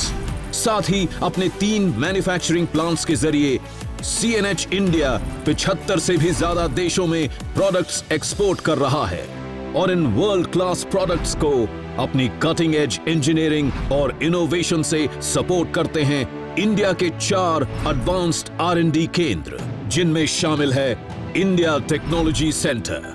ग्लोबल R&D का एक अहम हिस्सा CNH इंडिया के हैं 3 बेहतरीन ब्रांड्स, जिन्हें सपोर्ट करता है CNH कैपिटल, जो कस्टमर्स और डीलर्स को देता है रिटेल और होलसेल की फाइनेंशियल सेवाएं, जैसे फ्लेक्सिबल पेमेंट टर्म्स और interest free terms. CNH India का कंस्ट्रक्शन ब्रांड केस कंस्ट्रक्शन, जो अपने क्षेत्र में एक जाना माना नाम है, और एग्रीकल्चर ब्रांड्स में शामिल है केस IH, जो भारत में मैकेनाइज्ड शुगर हार्वेस्टिंग की शुरुआत के लिए विख्यात है, और न्यू हॉलैंड, जो ट्रैक्टर्स, हार्वेस्टर्स, इंप्लीमेंट्स और बेलर्स जैसी एग्रीकल्चरल मशीन्स का है चैंपियन। 125 सालों से दुनिया भर के किसानों के दिलों पर राज कर रहा है न्यू हॉलैंड। भारत में न्यू हॉलैंड ट्रैक्टर्स की मैन्युफैक्चरिंग की शुरुआत हुई 1998 से। अपने शुरुआती दिनों से ही न्यू हॉलैंड ने भारत की फार्मिंग को बनाया है आसान और फायदेमंद। भारतीय कृषि की जरूरतें बदल रही हैं, उसी के हिसाब से न्यू हॉलैंड अपनी वर्ल्ड क्लास टेक्नोलॉजी से इंस्पायर्ड होकर भारत में ला रहा है नई टेक्नोलॉजी से सुसज्जित प्रोडक्ट्स। न्यू हॉलैंड आप तक लाता है आपकी कृषि और कमर्शियल एप्लीकेशंस के मुताबिक हर सेगमेंट के ट्रैक्टर्स। भारत की जमीन भारत की ही तरह डाइवर्स है। इसका भूगोल, मिट्टी और फसल सब में बहुत भिन्नता है। न्यू हॉलैंड ये समझते हैं, तभी तो है इसके पास हर प्रकार की एग्रीकल्चरल मशीनरी। मिट्टी चाहे गीली हो, सूखी हो, नर्म हो या कठोर, और फसल चाहे धान हो, गेहूं हो, गन्ना हो या कपास, न्यू हॉलैंड ऐसे हर हालात को ध्यान में रखते हुए आपके हर काम के लिए लाते हैं सर्वोत्तम प्रोडक्ट्स। कृषि के लिए भूमि तैयार करनी है या बुआई, कटाई करनी है या कटाई के बाद होने वाले कृषि कार्य, अब रहिए बेफिक्र। न्यू हॉलैंड के पास है हर समाधान। इसलिए न्यू हॉलैंड मतलब complete farm mechanisation solution. New Holland अपने 500 से भी अधिक डीलर्स के साथ कस्टमर्स की हर मुश्किल को बनाते हैं आसान। तभी तो आज 5 लाख से भी ज्यादा कस्टमर्स न्यू हॉलैंड परिवार का अटूट हिस्सा हैं। न्यू हॉलैंड, भारतीय किसान की पहचान। तभी तो है ये हर किसान का अभिमान। चौपाल है उसका जो विषय है वो है प्याज प्रबंधन। अलग अलग कंपनी से जो भी अधिकारी यहाँ पर आए हैं उन्होंने भी ये भी बताया है कि जो प्याज की खेती हम करते हैं किस प्रकार की दवाइयाँ उड़ानी चाहिए, खेत को किस प्रकार से तैयार करना चाहिए, मृदा परीक्षण। लेकिन जब हम खेती करते हैं तो एक और चीज़ जिसकी हमें ज़रूरत होती है वो है ट्रैक्टर। आज ज़्यादातर सभी अनुभवी किसान यहाँ पर बैठे हुए हैं। ट्रैक्टर के बारे में हम सब कुछ जानते हैं कि भाई 4 पहियों से चलने वाली एक गाड़ी होती है जो मशीनों को खींचती है। लेकिन आज की जो खेती है, अलग अलग प्रकार की मशीनरी हमें खेती में उपयोग में लानी होती है और इन सभी अलग अलग मशीनों को चलाने के लिए अलग अलग फीचर्स की ज़रूरत होती है। जैसे कि प्याज की अगर हम खेती करते हैं तो ज़्यादातर जो पहले प्याज की जो बुआई होती थी, रोपाई होती थी, एक एक प्याज के रोप को हम हाथ से रोपते थे लेबर की मदद से, मजदूर की मदद से। लेकिन अभी चलन है मशीनरी का, प्लांटर की मदद से हम एक एक रोप को रोपते हैं। लेकिन उस प्लांटर को चलाने के लिए ट्रैक्टर की ज़रूरत होती है और यकीन मानिए वो प्लांटर हर ट्रैक्टर की मदद से नहीं चल सकता, क्योंकि उसको चलाने के लिए ट्रैक्टर में एक स्पेशल फीचर्स की ज़रूरत होती है। तो इसी प्रकार के ट्रैक्टर हम बनाते हैं। तो सबसे पहले मैं कंपनी के परिचय की बात कर रहा था। ये कंपनी 128 साल पुरानी कंपनी है। भारतवर्ष में हम 20 HP से लेकर 110 HP तक के ट्रैक्टर बनाते हैं, यानी किसान अपनी ज़रूरत के हिसाब से हर प्रकार की श्रेणी का, हर प्रकार का ट्रैक्टर खरीद सकते हैं। भारत में न्यू हॉलैंड कंपनी के 3 कारखाने हैं। सबसे पहला कारखाना जो है वो नोएडा में है, जहां पर हम 20 HP से लेकर 110 HP तक के ट्रैक्टर बनाते हैं। दूसरा कारखाना हमारा पुणे महाराष्ट्र में है, जहां पर हम कृषि समाधान की सभी मशीनरी, यानी कृषि के उपयोग में आने वाली हर प्रकार की मशीनरी, चाहे वो कंबाइन हार्वेस्टर हो, शुगर केन हार्वेस्टर हो, रेक हो, बेलर हो, हर प्रकार की मशीनरी हम वहां पर बनाते हैं। और तीसरा कारखाना है हमारा आपके ही धार जिले के पीथमपुर में, जहां पर हम कंस्ट्रक्शन की मशीनरी बनाते हैं। यानी हम सिर्फ ट्रैक्टर तक सीमित नहीं है, हर प्रकार की तकनीक, हर प्रकार की टेक्नोलॉजी, हर प्रकार की भारी मशीनरी, हैवी मशीनरी हम बनाते हैं। तो वही अनुभव आप लोगों को ट्रैक्टर के माध्यम से हम आप लोगों तक पहुंचाते हैं। ये है हमारा इतिहास। भारत में हम 70 के दशक में फोर्ड के नाम से उपस्थित हुए थे और 1996 में हमारे खुद के कारखाने की नींव रखी गई थी, जहां पर 1998 में हमने सबसे पहला ट्रैक्टर फोर्ड न्यू हॉलैंड 5630 बनाया था। ये काफी बड़ा ट्रैक्टर था। ये उस समय 70 HP में आता था, आज 75 HP में आता है। लेकिन भारतीय किसानों के लिए जो ट्रैक्टर श्रेणी अगर देखी जाए तो 45, 50, 55, 60 HP के ट्रैक्टर ज्यादातर हम चलाते हैं। तो कहने का मतलब ये है कि न्यू हॉलैंड ट्रैक्टर का जो अनुभव है बड़ी मशीनरी, बड़े ट्रैक्टर बनाने का ज्यादा है।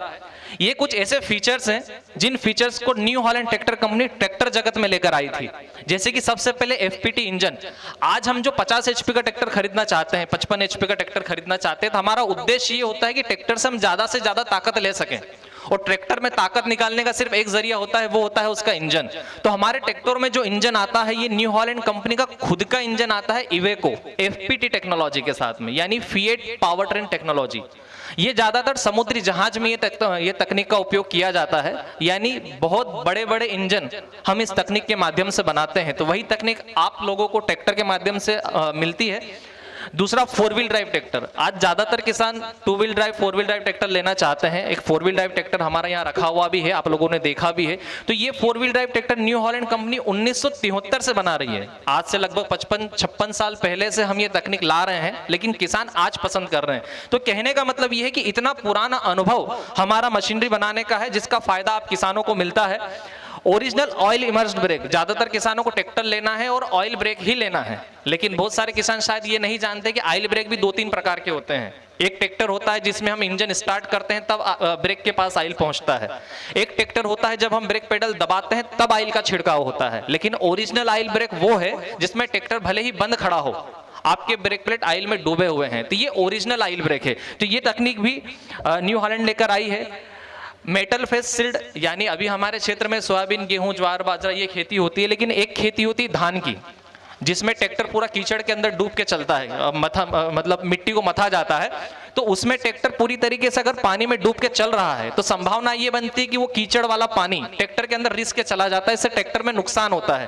तो एक स्पेशल ट्रैक्टर ऐसा आता है जिसमें एक स्पेशल मेटल की सिल लगी होती है, जिससे कोई भी पानी रिस के ट्रैक्टर के अंदर ना जाए। ऐसे बहुत सारे फीचर्स हैं जो आपको इन ट्रैक्टरों में देखने को मिलते हैं। हम बात करें आज के हमारे एक स्पेशल ट्रैक्टर की न्यू हॉलैंड 5510 एक्सल। आज का जो हमारा विषय है प्याज प्रबंधन, उसके लिए ट्रैक्टर सटीक बैठता है।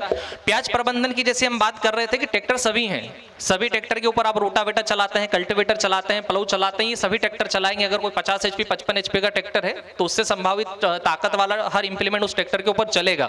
लेकिन जब प्याज की बात की जाए तो प्याज के लिए ट्रैक्टर बहुत ज्यादा धीरे चलना चाहिए। ये हमारा जो ट्रैक्टर आप देख रहे हैं, इसकी जो मिनिमम स्पीड है वो 5 फीट प्रति मिनट आपको मिलती है, यानी ट्रैक्टर बहुत ज्यादा धीरे चलने वाला है।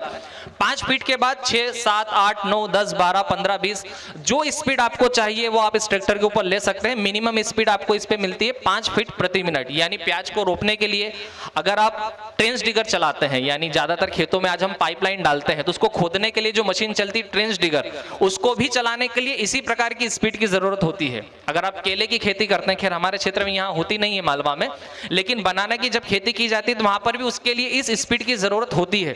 तो स्वाभाविक है आज हम जब ट्रैक्टर खरीदते हैं तो आज आने वाले 15, 20 साल, 25 साल के लिए खरीदते हैं। तो अगर ये ट्रैक्टर आप खरीदते हैं तो हर प्रकार के इंप्लीमेंट, हर प्रकार की मशीनरी इस ट्रैक्टर के ऊपर चल जाती है। ये 50 HP का ट्रैक्टर होता है, 55 HP कैटेगरी में आता है। पिछले टायर 16/9/28 के होते हैं और अगले टायर 7/50/16 के। ये ट्रैक्टर 4 व्हील में भी आता है। अगर आप 4 व्हील ड्राइव ट्रैक्टर खरीदते हैं तो 9/50/24 के टायर आपको इस ट्रैक्टर में मिल जाते हैं। इस ट्रैक्टर में आपको 3 मॉडल मिलते हैं, 12+12, 20+20 और 24+24। 12+12 में आपको 4 गियर हाई में, 4 गियर मीडियम में, 4 गियर लो में मिलते हैं। और यही 12 गियर हाथ में एक शटल गियर आता है, वही 12 रिवर्स स्पीड आपको रिवर्स में भी मिल जाती है। यानी जिस स्पीड में ट्रैक्टर आपका आगे चल रहा है उसी स्पीड में आपका ट्रैक्टर रिवर्स में भी चलेगा। दूसरा ट्रैक्टर आता है 20+20, यानी ये जो 12 स्पीड आपको मिल रही थी, 4 हाई में, 4 मीडियम में, 4 लो में, ये 12 स्पीड आपको आगे की तरफ तो मिलेगी, लेकिन इसमें 8 स्पीड हमें और मिलती है, 4 स्पीड क्रीपर में और 4 स्पीड सुपर क्रीपर में। यानी इस ट्रैक्टर में आपको 20 गियर की स्पीड आगे मिलती है और 20 स्पीड रिवर्स में मिलती है। यानी हर प्रकार की मशीनरी चलाने के लिए ट्रैक्टर सक्षम है।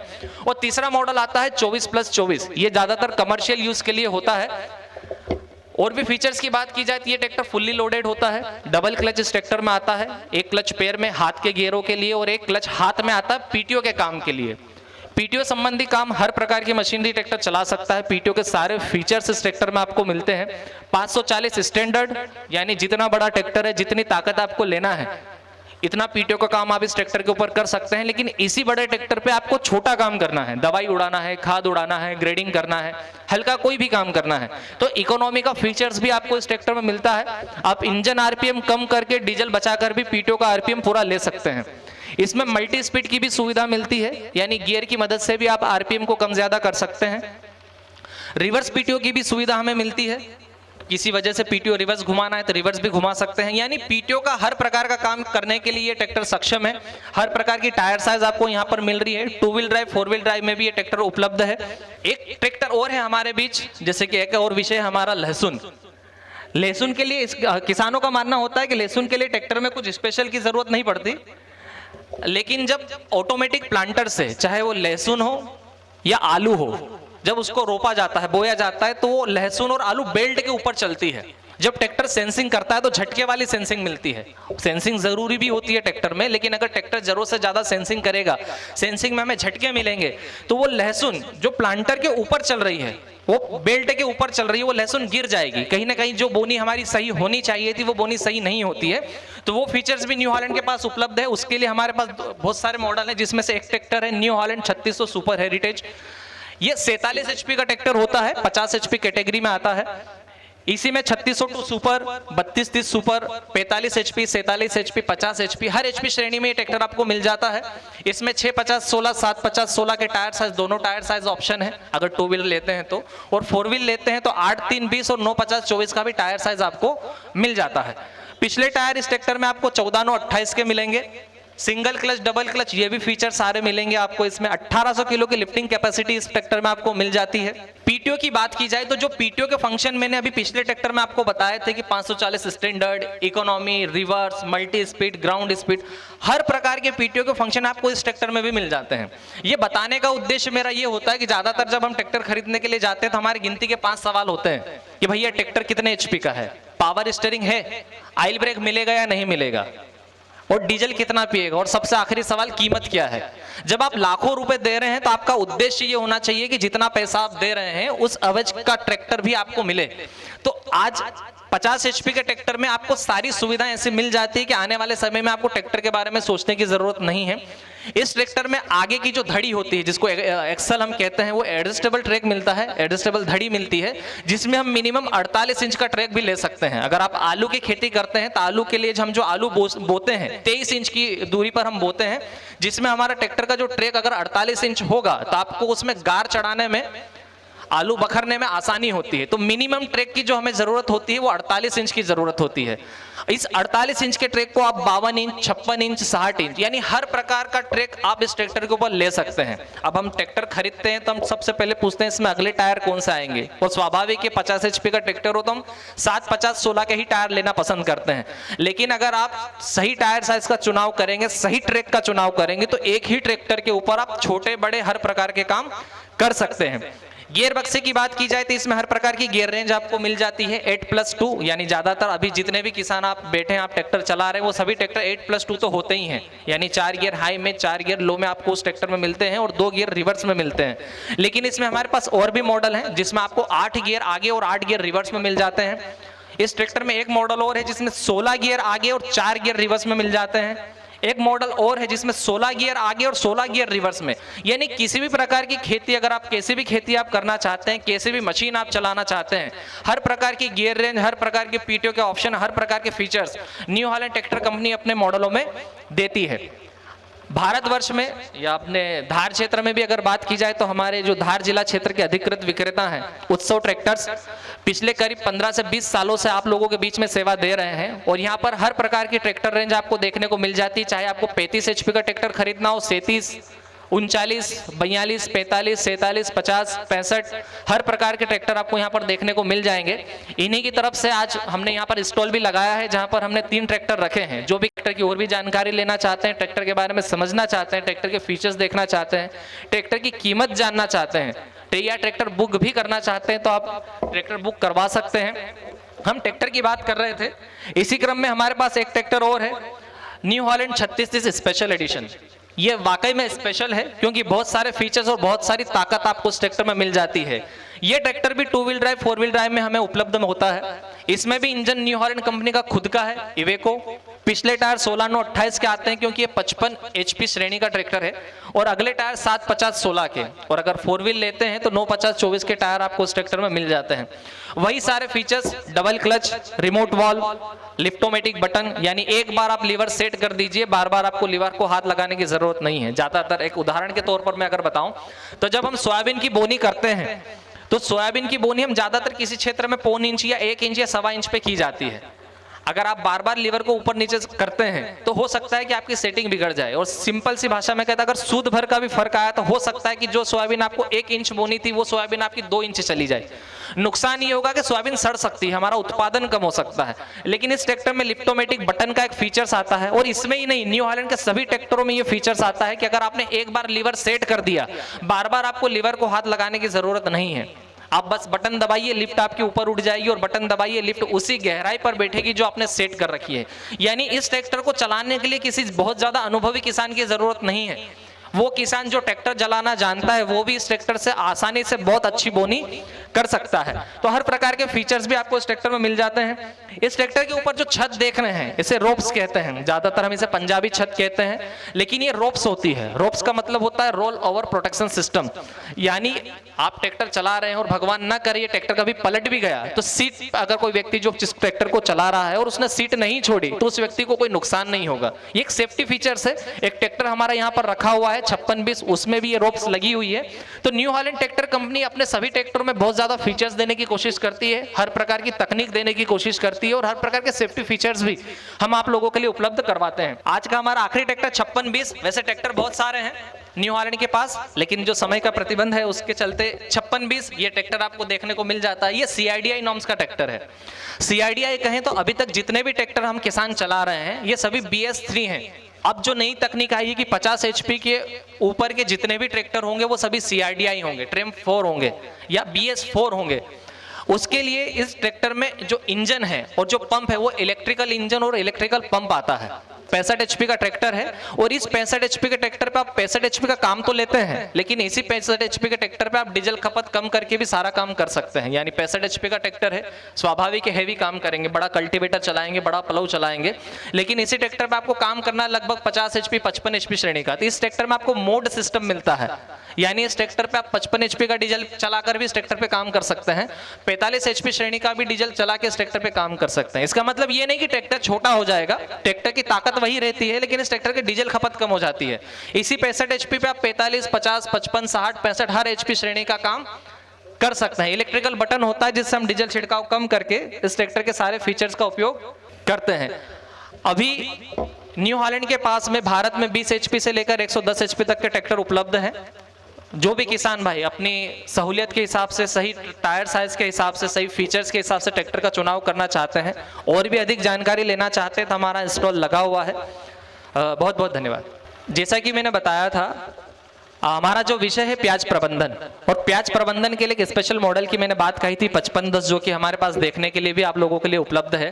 तो उसकी जो मिनिमम स्पीड मैंने बताई थी, जो कि प्याज की बोनी के लिए सबसे ज्यादा जरूरी है और वो ट्रैक्टर में होना चाहिए, जो आप लोगों को देखना चाहिए, तो वो मिनिमम स्पीड क्या है? सर 1 मिनट में 5 फीट। 1 मिनट में 5 फीट, सही जवाब है। धार मध्य प्रदेश से सर प्लीज मंच पर आए, आपका बहुत बहुत स्वागत है कार्यक्रम में। एक बार जोरदार तालियां सर के लिए बजा दें। और उसके बाद मैं सर से गुजारिश भी करूंगी कि सर नेचुरल फार्मिंग और इनोवेशंस क्या कुछ नई फसलों के लिए हो सकते हैं, उसके बारे में आपको थोड़ी सी संक्षिप्त में जानकारी दें। तो सर बहुत बहुत स्वागत है आपका कार्यक्रम में, और उसके बाद इस विषय पर भी प्रकाश डालें, हमारे किसानों को बताएं। आज के ग्रीन टीवी चौपाल के माध्यम से उपस्थित किसान भाइयों, वैज्ञानिकगण और सभी कंपनियों के अधिकारी कर्मचारी, मैं परियोजना संचालक आत्मा जिला धार आपका आत्मा योजना की ओर से हार्दिक स्वागत करता हूं। खेती की इसमें बहुत वैज्ञानिक युग आ गया है। मैं आपको नेचुरल फार्मिंग के बारे में थोड़ा बताना चाहूँगा। वर्तमान समय में नेचुरल फार्मिंग, प्राकृतिक खेती सभी किसानों की आवश्यकता है।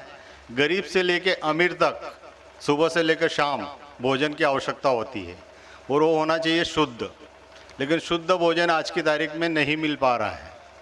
तो मेरा आप लोगों से निवेदन है कि जो वैज्ञानिक, एक कृषि वैज्ञानिक को बताते हैं कि एक गाय से 10 एकड़ 30 एकड़ में प्राकृतिक खेती की जा सकती है। तो प्राकृतिक खेती के मेन घटक है जीवामृत है, नीमास्त्र है, ब्रह्मास्त्र है, देन वापसा है, मल्चिंग है, और जो राष्ट्रीय जैविक खेती अनुसंधान केंद्र गाजियाबाद से वेस्ट डिकम्पोजर विकसित किया गया है कृषि वैज्ञानिकों के द्वारा, तो उसको भी यदि प्राकृतिक खेती और जैविक खेती में उपयोग करते हैं तो उसके भी डायरेक्ट इनडायरेक्ट बहुत अच्छे लाभ मिलते हैं। तो मैं पर्टिकुलर आपको जीवामृत के बारे में बताना चाह रहा हूँ। हो सके पहले आपको डॉक्टर संदीप चौहान ने बता दिया होगा, कृषि वैज्ञानिक।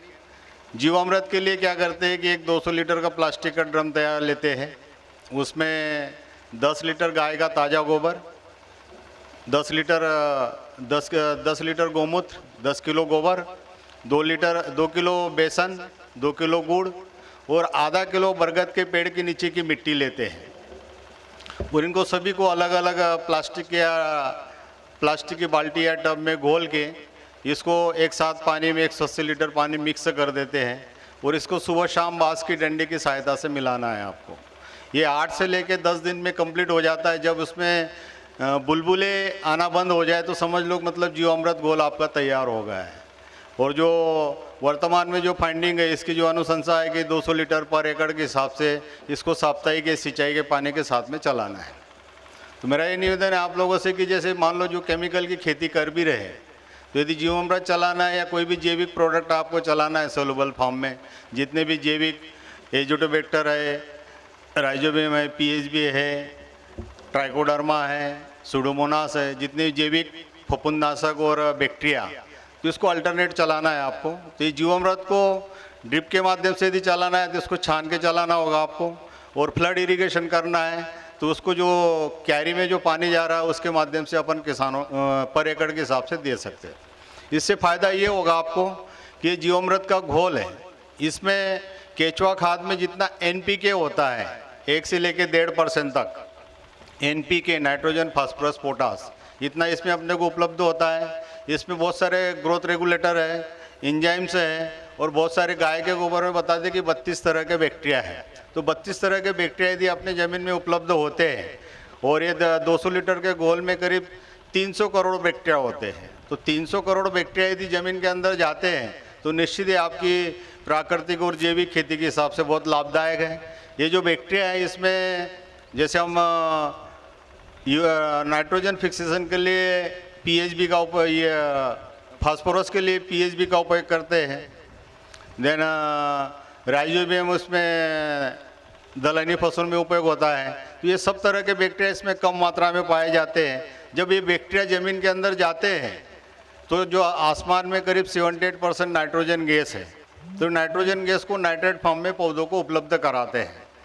लेकिन बस शर्त है कि जैसे प्राकृतिक खेती अपन करने जाते हैं तो इसका पहले साल उत्पादन जस्ट आधा हो जाएगा। जैसे मान लो कोई किसान 20 एकड़ पर क्विंटल के हिसाब से गेहूं का उत्पादन पर एकड़ ले रहे हैं तो उसका पहले साल में सिर्फ 10 ही क्विंटल उत्पादन होगा। लेकिन मैं किसानों को कहता हूं कि जैसे मान लो किसान बोना जानता है, काटना जानता है, तो उसको बेचते भी आना चाहिए अपना प्रोडक्ट। जो किसान बेच लेगा तो उसकी खेती केमिकल वाली खेती की तुलना में ज़्यादा फायदेमंद रहेगी। ये मेरा आप लोगों से अनुरोध है। तो इसलिए मैं चाहता हूँ कि कम मात्रा में जो बड़ा किसान है 10, 20, 30 एकड़ का, कम से कम 1 एकड़ में प्राकृतिक जैविक खेती करे।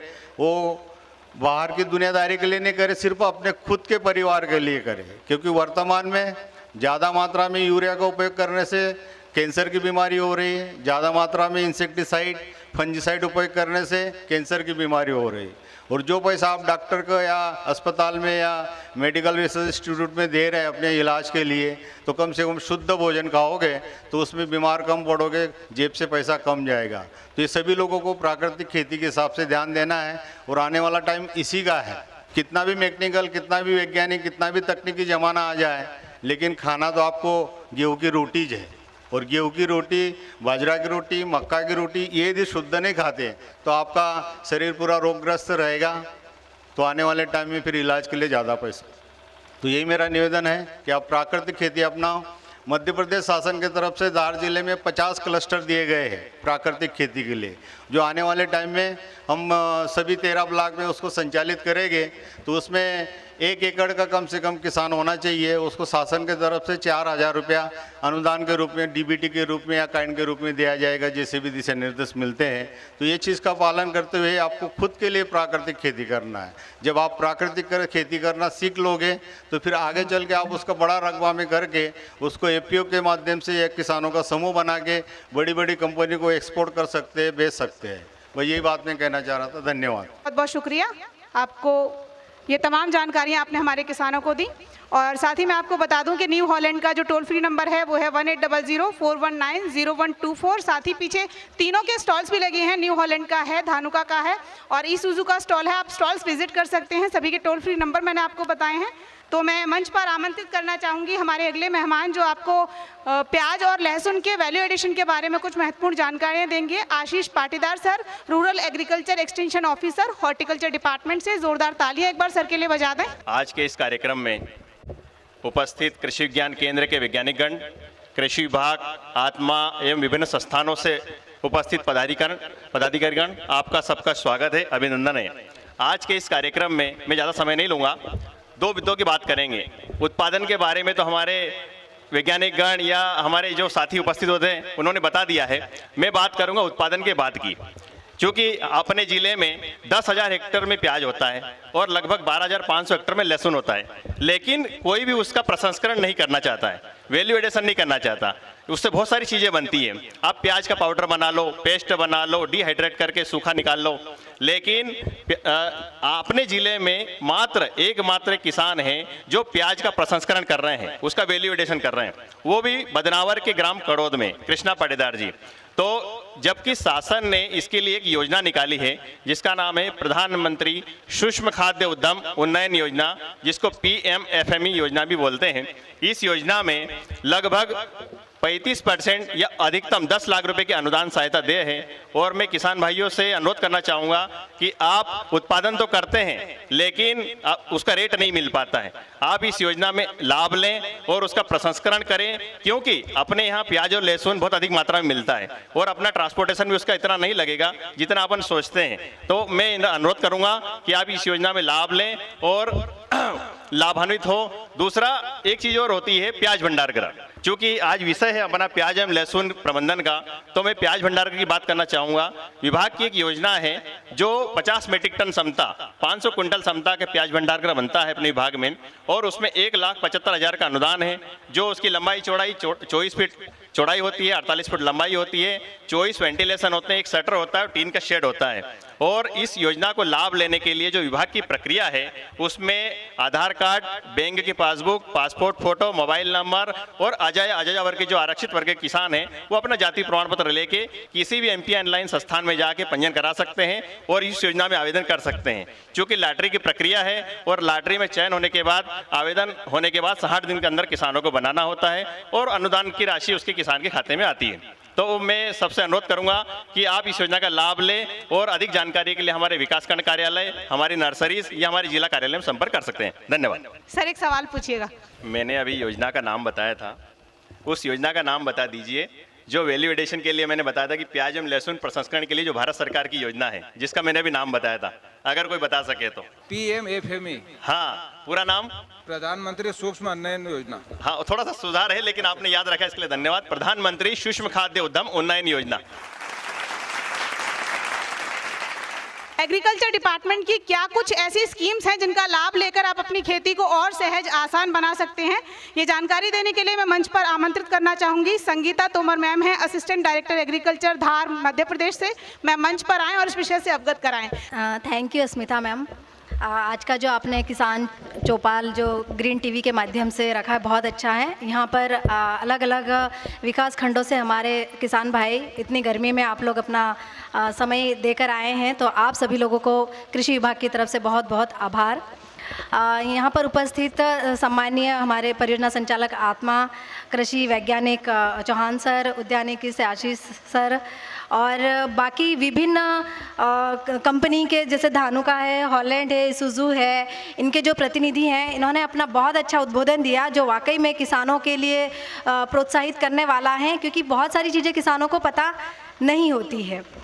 अब मैं विभाग की तरफ से, जैसे मैं कृषि विभाग में सहायक संचालक के पद पर हूँ जिला कार्यालय धार में। विभाग की तरफ से ये बताना चाहूँगी कि अपन ने आज सभी प्रकार के मोटे मोटे ज्ञान तो ले लिए हैं, पर तब भी एक महत्वपूर्ण चीज़ है कि आप सब लोग अभी जाके 15 दिन में जाके अपने खेत में जो गेहूं की फसल की कटाई के बाद अपनी फसल जला दोगे, मतलब नरवाई जला दोगे, सही है ना? यहाँ मतलब मालवा के कितने किसान आए हैं? धार, तिरला, नालछा, सरदारपुर, कृपया हाथ खड़ा करिए, है ना? क्या होता है कि आप लोग नरवाई मतलब फसल, गेहूं की फसल काटने के बाद नरवाई को जला दिया जाता है। शासन इसमें अभी बहुत सख्त है आप लोगों को, जैसे कि अभी हॉलैंड ने बहुत अच्छा उदाहरण दिया है अपने वीडियो के माध्यम से यहाँ पे, कि उन्होंने इतनी अच्छी जानकारी दी है कि आपको उन्नत कृषि यंत्रों का उपयोग करके उसकी कटाई करना है। ठीक है, अभी शासन इस बारे में इतना सख्त है कि अभी आप लोगों को पनिशमेंट मिलेगा। अभी कलेक्टर सर की तरफ से आदेश भी जारी हो जाएंगे कि आप लोगों को नरवाई नहीं जलाना है। ठीक है, इससे क्या होता है कि हमारे यहाँ पर्यावरण प्रदूषित होता है, ज़मीन की उर्वरा शक्ति खत्म होती है। आप लोग हमसे ज़्यादा बेहतर से जानते हैं, लेकिन चूंकि ज़्यादातर समस्या ये होती है कि ज़्यादा जो बड़े किसान हैं उनके द्वारा यह कार्य किया जाता है, छोटे किसानों के द्वारा तो इतना नहीं, लेकिन जो बड़े किसान हैं उनके द्वारा इस तरह की चीज़ें की जाती है। तो मैं विभाग की तरफ से अभी कृषि अभियांत्रिकी में पोर्टल खुला हुआ है यंत्रों को खरीदने का। ये पोर्टल अभी चल रहा है, 11 फरवरी से इसके पंजीयन हो रहे हैं, 11 फरवरी से 18 फरवरी तक चलेंगे। मालूम है आप लोगों को? ये किसी को भी अगर, जैसे कौन कौन से यंत्र है इसमें, पावर वीडर है, पावर टीलर है, 8 bhp से अधिक का है, पावर हेरो है, श्रेडर है, मल्चर है, स्ट्रॉ रीपर है जो कि स्वचालित और ट्रैक्टर चलित। जिन किसान भाइयों को इन यंत्रों की ज़रूरत है, आप अपना ई कृषि अनुदान पोर्टल पर जाकर इसका मतलब 2 ही दिन बचे हैं, अभी आखिरी 2 दिन बचे हैं, इसमें आप लोग ऑनलाइन करवाइए। SC ST के लिए तो मतलब पात्रता में बहुत जल्दी आ जाता है, जनरल के लिए थोड़ी समस्या आती है क्योंकि इसकी लॉटरी में नाम आता है। जनरल ST और SC के लिए तो नाम आ ही जाते हैं। तो जो भी मेरे किसान भाई हैं, लघु सीमांत है और वो भी किसान है, तो लक्ष्य के हिसाब से आप पहले पंजीयन करवा लीजिए। नाम जब आता है तो बहुत अच्छी बात है, लेकिन पंजीयन कराने से मत चूकिए। इसके अलावा जैसे नरवाई का मैं बता रही हूँ कि नरवाई प्रबंधन में यदि हम किसी भी किसान के द्वारा, क्योंकि पॉल्यूशन एक्ट 1981 के तहत एक एक्ट बना है, उसके तहत ये शासन का आदेश निकला हुआ है। इसमें ऐसे कृषक जिनकी भूमि 2 एकड़ से कम हो, उनको 2,500 रुपये का जुर्माना लगेगा। और यदि ऐसे किसान हैं जो 2 एकड़ से ज़्यादा एवं 5 एकड़ से कम, उनको है 5,000 का, और 5 एकड़ से अधिक वालों को 15,000 का जुर्माना लगेगा नरवाई जलाने पे। आज की ये बहुत महत्वपूर्ण बातें हैं, आप लोगों को ये याद रखना जरूरी है। इसके अलावा भी आप लोगों ने सुन लिया है, अपने घर परिवार रिश्तेदार सभी में जाके बताना है। निमाड़ के किसान का क्या है कि आपका कॉटन का एरिया है, तो कॉटन में तो नहीं करते हैं, लेकिन जो धान वाला एरिया है ज़्यादातर होता है। और उधर बुंदेलखंड जैसे जबलपुर तरफ आपका धान वाली फसल ज़्यादा जलाते हैं, हमारे यहाँ गेहूं में नरवाई को जला दिया जाता है। तो आप नरवाई को नहीं जलाएं। चारे को कटवा के आप बिकवा भी तो सकते हो, उसको जलाते क्यों हैं? देखो, मैं आपको जो परेली का जो समाधान बता रहा हूँ, जैसे आपका पंजाब या हरियाणा में एक रिलायंस ग्रुप का बहुत बड़ा प्लांट बना है, और जो किसानों के ऐसे जो परेली रोल उसके बंडल बनते हैं, तो किसानों के ऐसे वो खरीदे जाते हैं। तो मेरा आप लोगों से धार जिले के जो किसान हैं, बड़ा रकबा वाले हैं, तो उनको निवेदन है कि एक परेली के जो बंडल बनाने वाली मशीन चाहे आप ग्रुप में कंट्रीब्यूट करके खरीद लाओ, और जब आपके परेली के बंडल बन जाएंगे तो वही बंडल आपके वो रिलायंस ग्रुप वाला खरीदेगा, और फिर वो कार्बनिक खाद और जिसमें NPK और 12% कार्बन बता रहे हैं, वो खाद वापस आप खरीदोगे, है ना। जो हम प्राकृतिक खेती के माध्यम से या जैविक खेती के माध्यम से या एक्सटेंशन वर्क के माध्यम से आपको समझाना चाहते हैं, तो वही खाद आप वापस खरीदोगे अपनी परेली का तो नाम मात्र पैसा मिलेगा, लेकिन उससे करीब 10 गुना ज़्यादा पैसा आपको खाद खरीदने में देना पड़ेगा। तो मेरा निवेदन है कि आप परेली के बंडल बनाना सीखो, धीरे धीरे एक ग्रुप में मशीन खरीदो, तो उसके माध्यम से आप अपनी जो नरवाई वाली जो समस्या है उसका समाधान होगा। बशर्ते कि जैसे मान लो अपन नरवाई जलाते हैं, मान लो अपनी बॉडी का शर्ट ही जला दिया आपने, तो अपनी स्किन की क्या स्थिति बनती है, तो सेम स्थिति अपनी ज़मीन की बन रही। जितने जो माइक्रोबियल एक्टिविटी ज़मीन के ऊपरी लेयर में है, आप यदि नरवाई जला देते हैं तो उसमें आपके ज़मीन के अंदर जो लाभदायक बैक्टीरिया है वो सब आप ख़त्म कर रहे हैं, डायरेक्ट इनडायरेक्ट। या ठीक है, अपनी समस्या है, मैं समझ रहा हूँ इस बात को, आप भी समझ रहे हैं, लेकिन आपको इस बात को समझना पड़ेगा। जैसे भैया ने बताया कि जो फैक्ट्री कार्बन छोड़ती है कि ऑक्सीजन छोड़ती है, तो वो कार्बन डाइऑक्साइड ही छोड़ती है और बहुत सारी मोनोऑक्साइड छोड़ती है, तो बहुत नुकसानदायक। वो मैं आपकी बात का ही जवाब दे रहा हूँ मिस्टर, सुनिए आप थोड़ा सा। तो उसमें नुकसानदायक गैस ही छोड़ती है, और जो चिमनियाँ रहती है फैक्ट्री की, उसको भी कई फिल्टर लगाने का प्रावधान है। और ये जो एक्ट सरकार भारत शासन मध्य प्रदेश शासन के एक्ट बने हैं, तो फैक्ट्री वालों के ऊपर कार्रवाई होती है। अपना पड़ोसी क्या कर रहा है उसके तरफ मत ध्यान दो, अपने क्या करना है। जो आदमी जो किसान ये चीज़ सोच लेगा ना, तो उसको फिर दुनिया की कोई ताकत नहीं रोक सकती है। मेरा अपना व्यक्तिगत अनुभव है, इस चीज़ के ऊपर आप फोकस बनाओ। किसान भाइयों से मेरा यही निवेदन है, अनावश्यक चर्चा करने से उसका कोई औचित्य नहीं है। जो परेली है, परेली के बंडल बनाओ, बंडल आपके बिकेंगे। नहीं बिकेंगे तो हम आत्मा की तरफ से आपको जो फैक्ट्री वाले से लिंकअप करेंगे, वो कहीं ना कहीं उसकी व्यवस्था करेंगे। लेकिन आप परेली के बंडल बनाना सीख लो, मशीन यदि महंगी आती है तो उसको ग्रुप में खरीद लो और बारी बारी से अपने खेतों में काम कर लो। इन्हें शब्दों साथ में अपनी बात खत्म करना चाहता हूँ। Thank you. पर्यावरण को बचाने के लिए आज हम वृक्षारोपण वगैरह करते हैं ना, तो हम किसी इसके लिए नहीं, हम हमारे लिए भी करते हैं, है ना। तो हम सबों को मिल के ये काम करना है। अच्छा, दूसरा ये है कि एक कृषि अधोसंरचना योजना है, जिसमें आप यदि बैंक से लोन लेते हैं कृषि आधारित गतिविधियों के लिए, चाहे आप कस्टम हायरिंग केंद्र की स्थापना करते हो, या फिर आप वेयर हाउस बनाते हैं, या दाल मिल का, अभी हॉर्टिकल्चर से आशीष ने बताया है PMFE योजना में, उसके अंतर्गत भी यदि आप 2 करोड़ तक का कोई भी कंस्ट्रक्शन करवाते हो, लेकिन शर्त ये होना चाहिए कि वो कृषि आधारित गतिविधियों के लिए होना चाहिए, कृषि से संबंधित कार्य होना चाहिए। तो उसके लिए आपको यदि 2 करोड़ का लोन बैंक से लेते हैं, 11 प्रकार की बैंक है इसमें, तो उसमें आपको शासन की तरफ से 3% या 3% की ब्याज में छूट मिलेगी, है ना, इसका जो बैंक के माध्यम से इसका ऑनलाइन आवेदन होता है, तो आप इस योजना का लाभ ले सकते हैं। और मेरी आप लोगों से वही गुजारिश है फिर से कि कृपया नरवाई नहीं जलाए। जय हिंद, जय भारत। जैसे चौहान सर ने इसके बारे में अच्छा स्पीच दिया था केवीके से, सभी लोग कराते भी होंगे, लेकिन हमको मिट्टी परीक्षण कितने वर्षों में कराना चाहिए, बहुत सारे लोगों को हो सकता पता नहीं हो। धर्मेंद्र कामता ग्राउंड टावर 3 साल में कराना चाहिए। एक संक्षिप्त जवाब घनश्याम सर हैं जो आपको देंगे। सर प्लीज मंच पर आएं और अपनी बात कहें, और गुजारिश रहेगी कि सर थोड़े शब्दों में संक्षिप्त में अपनी बात कहें। जय श्री कृष्ण। किसान भाइयों ने अभी बहुत अच्छी बात बोली कि हम ही क्यों पर्यावरण का वो दोषी हैं। मैं ये नहीं बोलता हूँ कि आप दोषी हैं या आप ही क्यों, मैं तो ये बोलूँगा कि हम भी क्यों।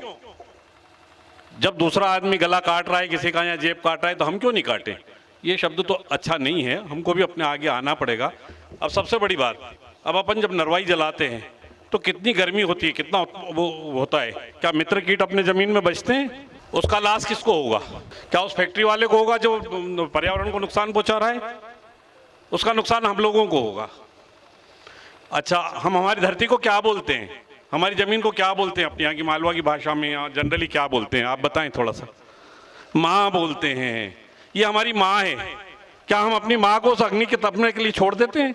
क्या हम नरवाई जलाने के बाद उस खेत में खड़े हो सकते हैं? थोड़ी दूर 2 मिनट के लिए भी खड़े हो सकते हैं? नहीं हो सकते हैं। फिर इतनी देर तक हमारी माँ जो है इतनी गर्मी को सहन करती है, तो ये सोचो कितना लॉस हो रहा है। उसकी एक एक परत जो है धीरे धीरे जलती जा रही है, तो उसका लॉस किसको होगा? गवर्नमेंट को होगा? फैक्ट्री वालों को होगा? नहीं होगा, वो किसान को होगा। उसकी ज़मीन धीरे धीरे धीरे धीरे राख बन जाएगी। क्या हम राख में बीज बो सकते हैं? राख में बीज बोएंगे तो होगा क्या जर्मिनेट? नहीं होगा। तो हम हमारी ज़मीन को क्यों नहीं बचाना चाहते? ये तो हमारी माँ है। और एक चीज और बोलना चाहूँगा कि हमारे जो किसान भाइयों के बच्चे आजकल पढ़ लिख गए हैं, वो खेती नहीं करना चाहते हैं। उसके लिए धानुका से बहुत अच्छा बताया गया था वो बच्चे को कि मैं किसान बनना चाहता हूँ। तो मेरा निवेदन यही है कि किसानी में ही सबसे ज़्यादा फायदा है। ये मैं स्वयं अपना अनुभव बता रहा हूँ। किसानी में इतना फायदा है कि आज आप सोच लो कि जो सिटी वाले हैं उनकी ग्रोथ 10% हुई है, फार्मर की 100% हुई है। अगर आप इस पर विचार करेंगे तो बहुत अच्छा है। किसानी सबसे अच्छी है, खेती सबसे अच्छी है। अपने बच्चों को आधुनिक खेती की तरफ लाएं और जोड़ें। बस, धन्यवाद। Thank you sir, thank you so much. संक्षिप्त में अपनी बात कही और बहुत अच्छी बात कही कि माँ को जला करके आप खुश होंगे, क्या आपको सुकून मिलेगा कि धरती पर फसलें जल रही, आप पराली को जलाते हैं तो धरती तपेगी, वो आपको भी अच्छा नहीं लगेगा और बहुत सारे सवाल शांत भी हुए होंगे शायद। और चलिए, कार्यक्रम का अंतिम पड़ाव 20 प्रगतिशील किसान आप ही के बीच से जिन्हें सर्टिफिकेट देकर सम्मानित किया जाएगा। और सर्टिफिकेट देने के लिए मैं मंच पर आमंत्रित करना चाहूँगी हमारे मेहमानों को, और मैं एक एक करके किसानों के नाम लूँगी और आप जितना जल्दी जल्दी सर्टिफिकेट के लिए आएंगे उतना जल्दी कार्यक्रम संपन्न होगा। पहले किसान दिनेश वर्मा जी हैं, बाधनपुर से प्याज और लहसुन उत्पादन करते हैं। धर्मेंद्र कामगार जी लहसुन और प्याज उत्पादन करते हैं। लेबरापुर से मोहन सिंह बालू जी प्याज लहसुन उत्पादन करते हैं ये भी। सुनील रामेश्वर जी हैं, फूल उत्पादन करते हैं। परसराम मालवीय जी मनावर से। प्रीत सिंह जी हैं, मनावर से जैविक खेती करते हैं। तेजराम जाट जी हैं, दिलावर से। सीताराम निगवाल जी हैं, आवलिया से। ईश्वर ठाकुर जी हैं, पिपलिया से। इरफान खान जी हैं, मगजपुरा से। इरफान खान जी बीज उत्पादन करते हैं ये। योगेश यादव जी हैं, मगजपुरा से, वर्मी कंपोस्ट। नीलेश चौधरी जी हैं, धुलेरा से, वर्मी कंपोस्ट। सलकनपुर से विकास जाट जी फसल विविधीकरण करते हैं ये। मोरा सिंह लक्ष्मण सिंह जी हैं, पनाला से। मदन सिंह राम सिंह जी हैं, सिलौदा से। महाराज खेड़ी से दीपक सदाशिव जी। गुलाब केसर सिंह जी हैं, बड़ पिपली से। अमर सिंह पन्नालाल जी जैविक खेती करते हैं, बड़ पिपली से। और जितेंद्र जाट जी हैं, दिलावरा से। तो कार्यक्रम के अंत में मैं आपको बता दूं, धानुका का टोल फ्री नंबर मैंने आपको बताया। CNHI यानी न्यू हॉलैंड का टोल फ्री नंबर है 1800-419-0124। ईसुजू मोटर्स के बारे में यदि आप कुछ जानना चाहते हैं तो पीछे स्टॉल विजिट कर सकते हैं। तीनों ही स्टॉल आप विजिट कर सकते हैं। धानुका एग्रीटेक का स्टॉल विजिट कर सकते हैं, न्यू हॉलैंड का स्टॉल विजिट कर सकते हैं, साथ ही ईसुजू का स्टॉल भी आप विजिट कर सकते हैं। ग्रीन टीवी इंडिया का व्हाट्सएप नंबर जिसे आप एग्रीकल्चर हेल्पलाइन की तरह अपने मोबाइल में सेव करके रख सकते हैं। सबसे महत्वपूर्ण नंबर है ये 8097 564300 8097864300। ग्रीन टीवी से जुड़ने का आसान तरीका, ग्रीन टीवी का व्हाट्सएप नंबर ये है, इसे आप सुरक्षित रख सकते हैं अपने फ़ोन में। आज के किसान चौपाल में हमने प्याज और लहसुन फसल प्रबंधन आधुनिक कृषि तकनीक पर विस्तृत चर्चा की। आज के किसान चौपाल हमने MP agriculture department, horticulture department, RDA foundation, आत्मा, धानुका एग्रीटेक लिमिटेड, सीएनएचआई और ईसुजू मोटर्स के सहयोग से लगाई। उम्मीद करती हूँ कि तमाम महत्वपूर्ण जानकारियाँ जो आज आपने सीखी होंगी खेती के भविष्य में आपके काम आएंगी। तो अभी के किसान चौपाल में इतना ही। नमस्कार। देखिए ग्रीन टीवी यूट्यूब पर भी, बस सब्सक्राइब करें और बेल आइकन दबाएं।